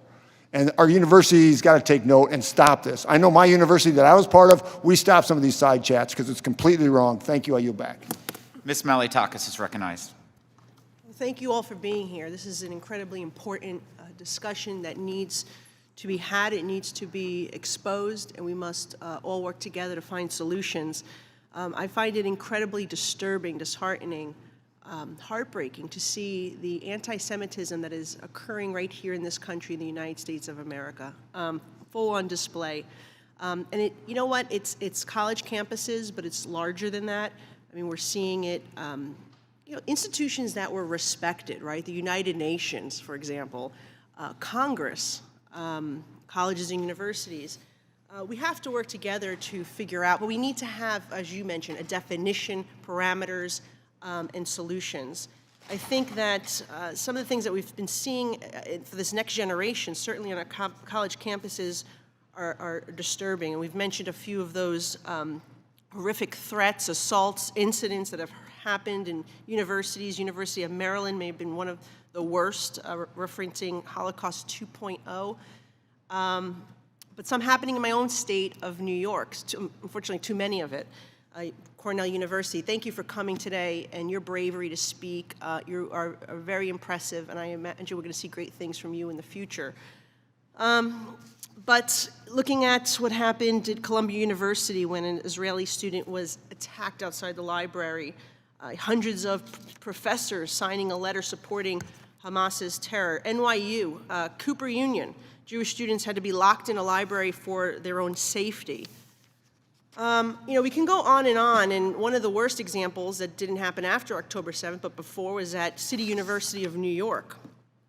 All right, we had the law school last year thought it was a good idea to have an anti-Semitic graduation speaker who actually said, quote, "I want to celebrate CUNY Law as one of the few, if not the only law school to make a public statement defending the right of its students to organize and speak out against Israeli settler colonization.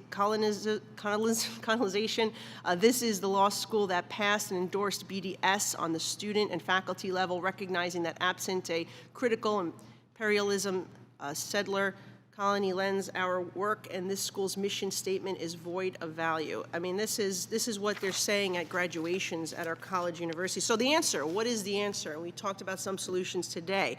I would like to know, I mean, do you think we should be First of all, we have to define it, right? And then you mentioned the IHRA definition. I've actually just sponsored legislation that would require the Department of Education, require these universities to follow that definition, because we need to have parameters, right? Or else it always is a slippery slope. But I think we need to use that definition and then go after these institutions and strip federal funding from colleges and institutions that allow, that fund, that facilitate events that promote anti-Semitism, or have professors that teach it to our young people. The fact that, they're teaching our young people that Hamas, that they're freedom fighters, that they're not a terrorist organization. That's what they're teaching our young people, and it's disgraceful. What about federal financial aid? Should we be prohibiting that aid from being used at such institutions? Those are American tax dollars. Maybe they should be going to better universities that are not teaching these things to our people, so maybe we want to prohibit that. Maybe we should be rescinding tax-exempt status from these institutions and organizations. And maybe we should be looking to see if these are any foreign students that have a student visa, maybe it should be revoked if they are participating in this anti-Semitism on our college campuses. Would love to hear your responses to those 4 ideas, and we'll start with you, Ms. Dror. Like I said before, I'm not a legal policy expert, so I'm going to defer to the actual legal policy experts, but I'm... Mr. Lehman. Yeah, thank you. As we've been discussing, Title VI enforcement does actually invoke several of those remedies in terms of financial penalty. That has to be a part of the equation. Let's use what we have available. I also want to go back to a prior question about DEI and briefly just point out the world is upside down. We have DEI offices who specifically in the wake of October 7th made a point of celebrating resistance and alienating their Jewish student communities. It's literally backwards. So apart from financial penalties, if there are DEI offices accountable to provide the same protection for Jewish students that they should be affording to every other minority.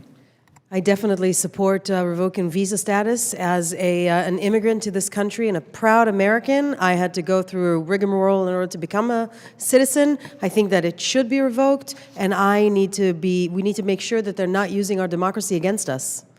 They're using the democracy against us. We can't allow that to happen.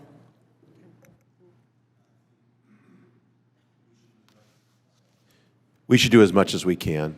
I think everything from adopting IRA to implementing DEI, requiring with anti-Semitism to Title VI remedies. I don't know enough about revoking people's student visas, but again, the full force of the law will make these universities listen. Thank you. Mr. Schneider. Thank you, and let me thank the witnesses for your patience, but also your clarity here. I'm going to kind of run through and maybe jump around. Talia, Ms. Dror, thank you. Something maybe you didn't expect to hear from the podium, but kol kavod. You've been wonderful. Is that your parents behind you? They are, yes. You should be very proud of your daughter. My sons are a decade ahead of you. My oldest son is a Dartmouth grad and at Harvard Law School. Mr. Lehman, I thought you'd appreciate that. We're from Chicago. My physical therapist is someone named Jennifer Cohn. Her husband Charles works with you. She says hello. I'm going to have connections with all of you before I'm done here. But I want to thank you. My younger son went to Muhlenberg and school, also with a large Jewish population. They were a decade earlier, so it was a different experience. But he had a classmate from Chicago named Madison Poland. And her cousin, Hirsch Goldberg Poland, is a captive in Gaza right now. You may have heard his story. He lost his arm. We need to get the Red Cross into seeing those captives. We need to get those captives home today, yesterday, in fact. Ms. Tishby, you touched on the fact 240. The youngest one is, well, was taken at 9 months, is now 9 months, yeah. 10 months old. 10 months old. And also... Wait, don't take this is my story. And I'm teasing. But he's not the youngest one anymore. I know. There was a woman who was 8 months pregnant when she was taken captive, and we believe that she has now given birth. So the youngest captive is someone who is, God willing, alive, and yet has spent every day of that baby's life a captive of Hamas and must be able to come home. Bring them home. Bring them home. One of my colleagues mentioned that anti-Semitism wasn't an issue when we were in school. I went to school a long time ago, 40 years ago, at Northwestern, which I'm going to come back to in a second. Anti-Semitism has always been an issue. It just hasn't always been front and center. It hasn't been open. It hasn't been so accepted.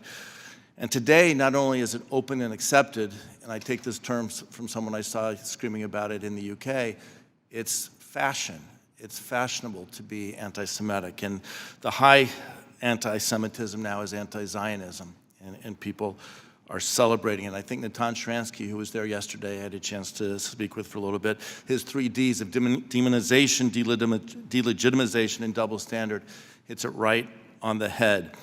And Dr. Schanzer, last time we were together, I did a march through history going back to the 3,000 years that the Jews have been in the land of Israel. I'm going to go to the reverse area, and this I will start with Ms. Tishby.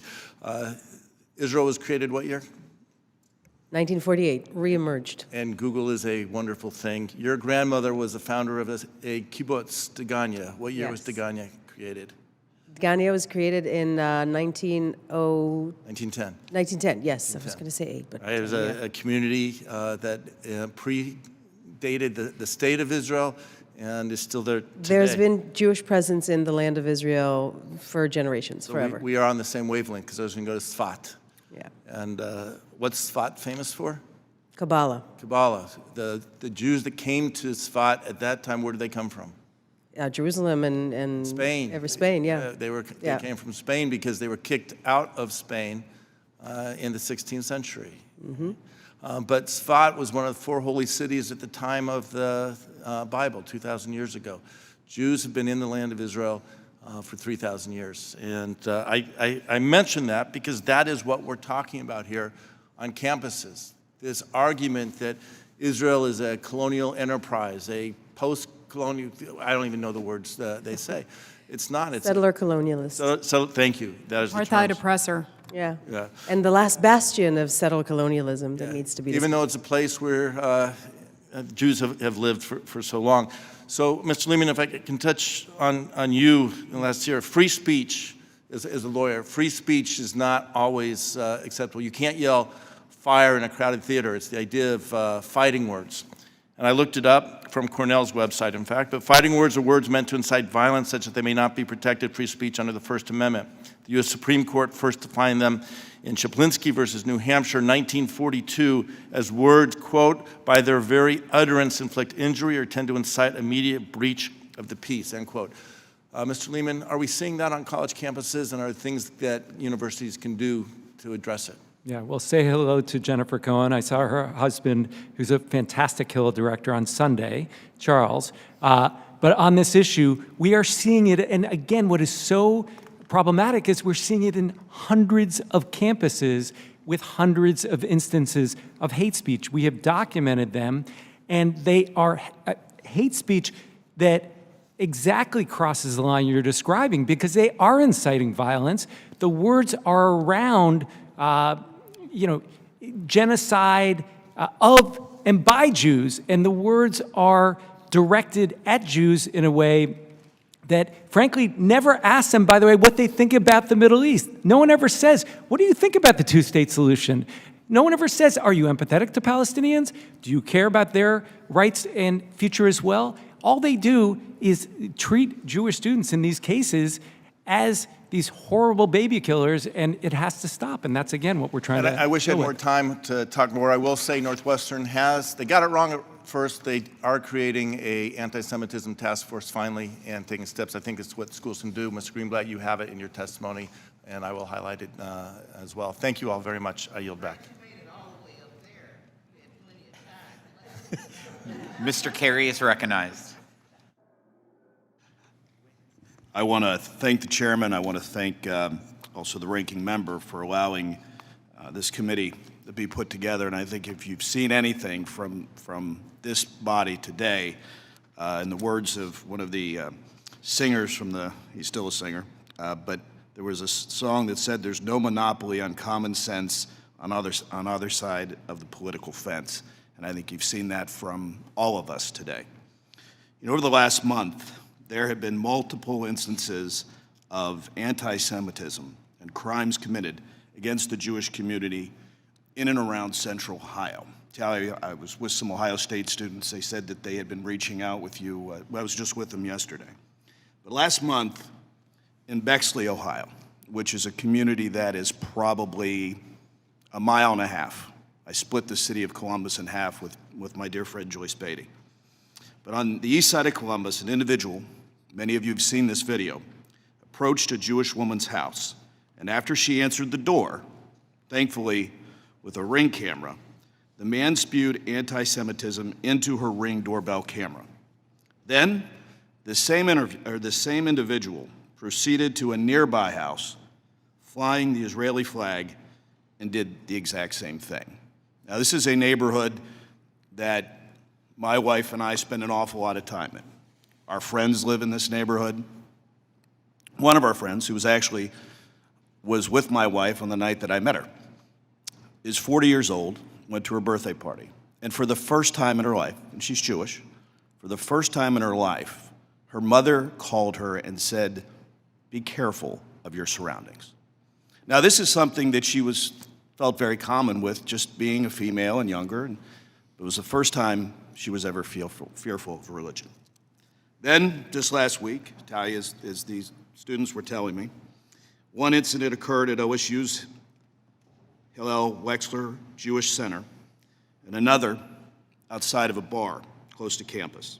These incidents are just some of the many occurrences that are happening across the country. And as I said yesterday, I had the opportunity, the privilege, to meet with the Ohio Jewish community and a group of students from Ohio State. It was incredible to hear their story. I worked with several members of my delegation from Ohio, and we have just sent a letter to the acting president.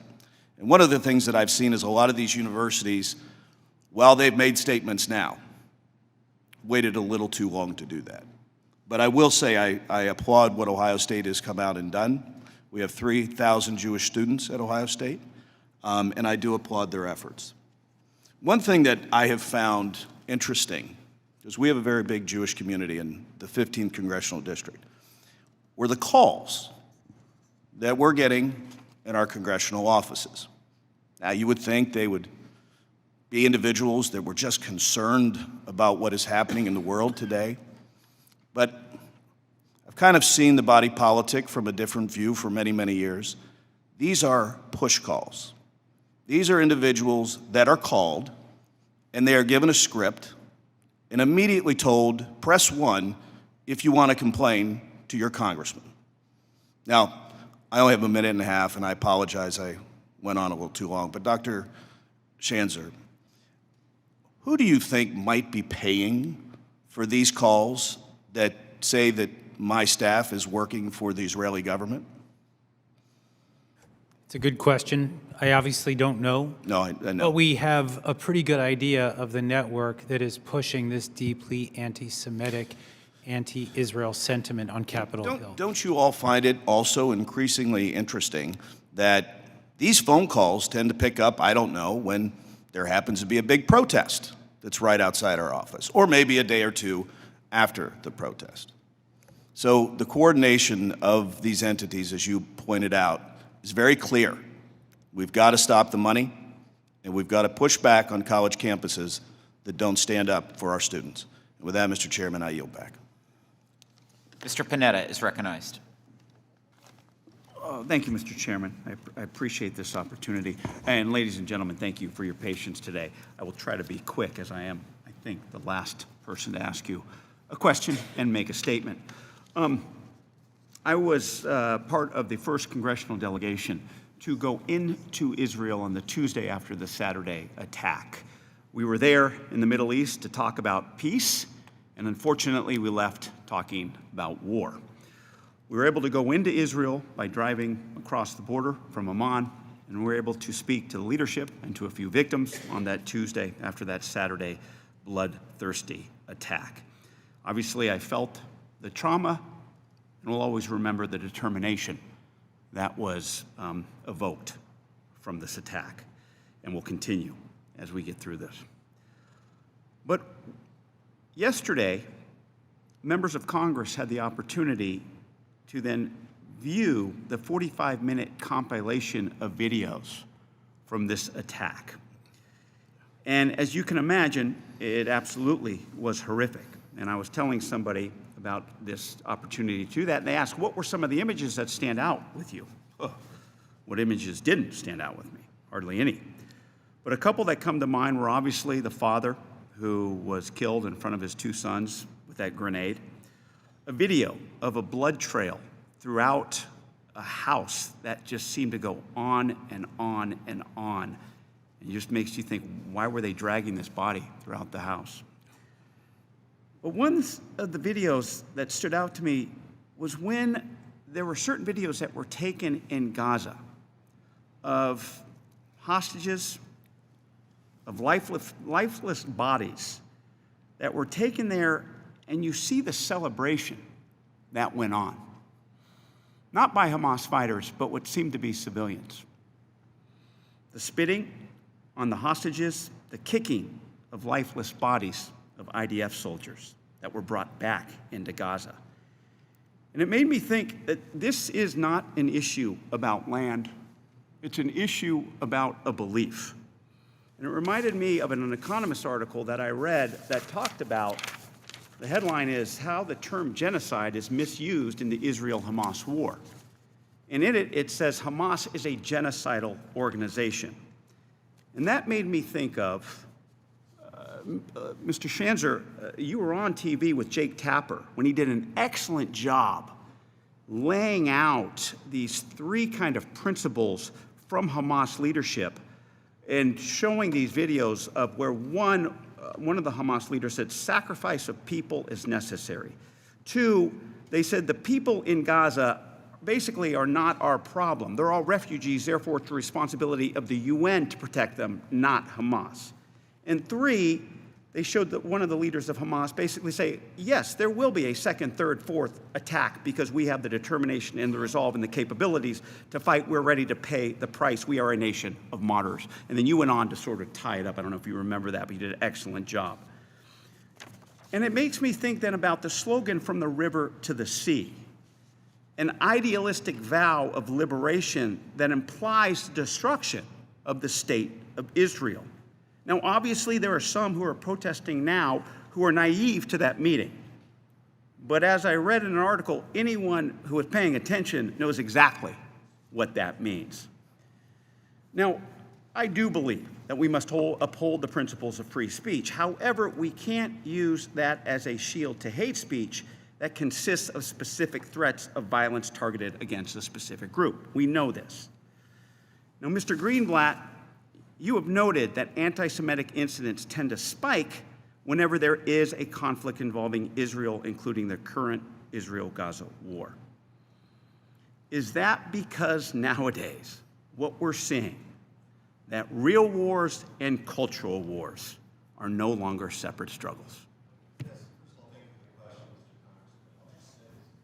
Thank you for the question, Mr. Congressman. I'll just say, number one, the reason why you butcher and brutalize corpses, there's a straight line from that to tearing down the posters of hostages. It is dehumanizing people. It is demonizing them. It is rendering them as objects, as subhuman. It's what the Nazis did 70 years ago. It's what Hamas would do today. That's why we are so fervent about the evil of anti-Zionism. Again, it flattens people into caricatures and leaves all of us as Jews vulnerable. That's number one. Number two, culture wars, violent wars. I've said loudly for all to hear in the prior administration that using dehumanizing, violent rhetoric leads to inhumane and violent actions. And some on the left applauded me for saying that. Well, it's true here too. And so when members of Congress in the well of the House use language like from the river to the sea, that is like saying Germany is for Germans in 1933. And so, yes, culture wars can lead to real-world violence, and we shouldn't tolerate it when it's directed at anyone, regardless of the color of their skin, the nature of their faith, or any aspect of their identity. Thank you. Thanks to all the witnesses. Thank you, Mr. Chairman. I have to yield back. Thank you. I want to thank every one of you all for testifying. The This was an extremely important hearing, and I'm very thankful that we had it today. And I hope that every one of you have a very happy Thanksgiving.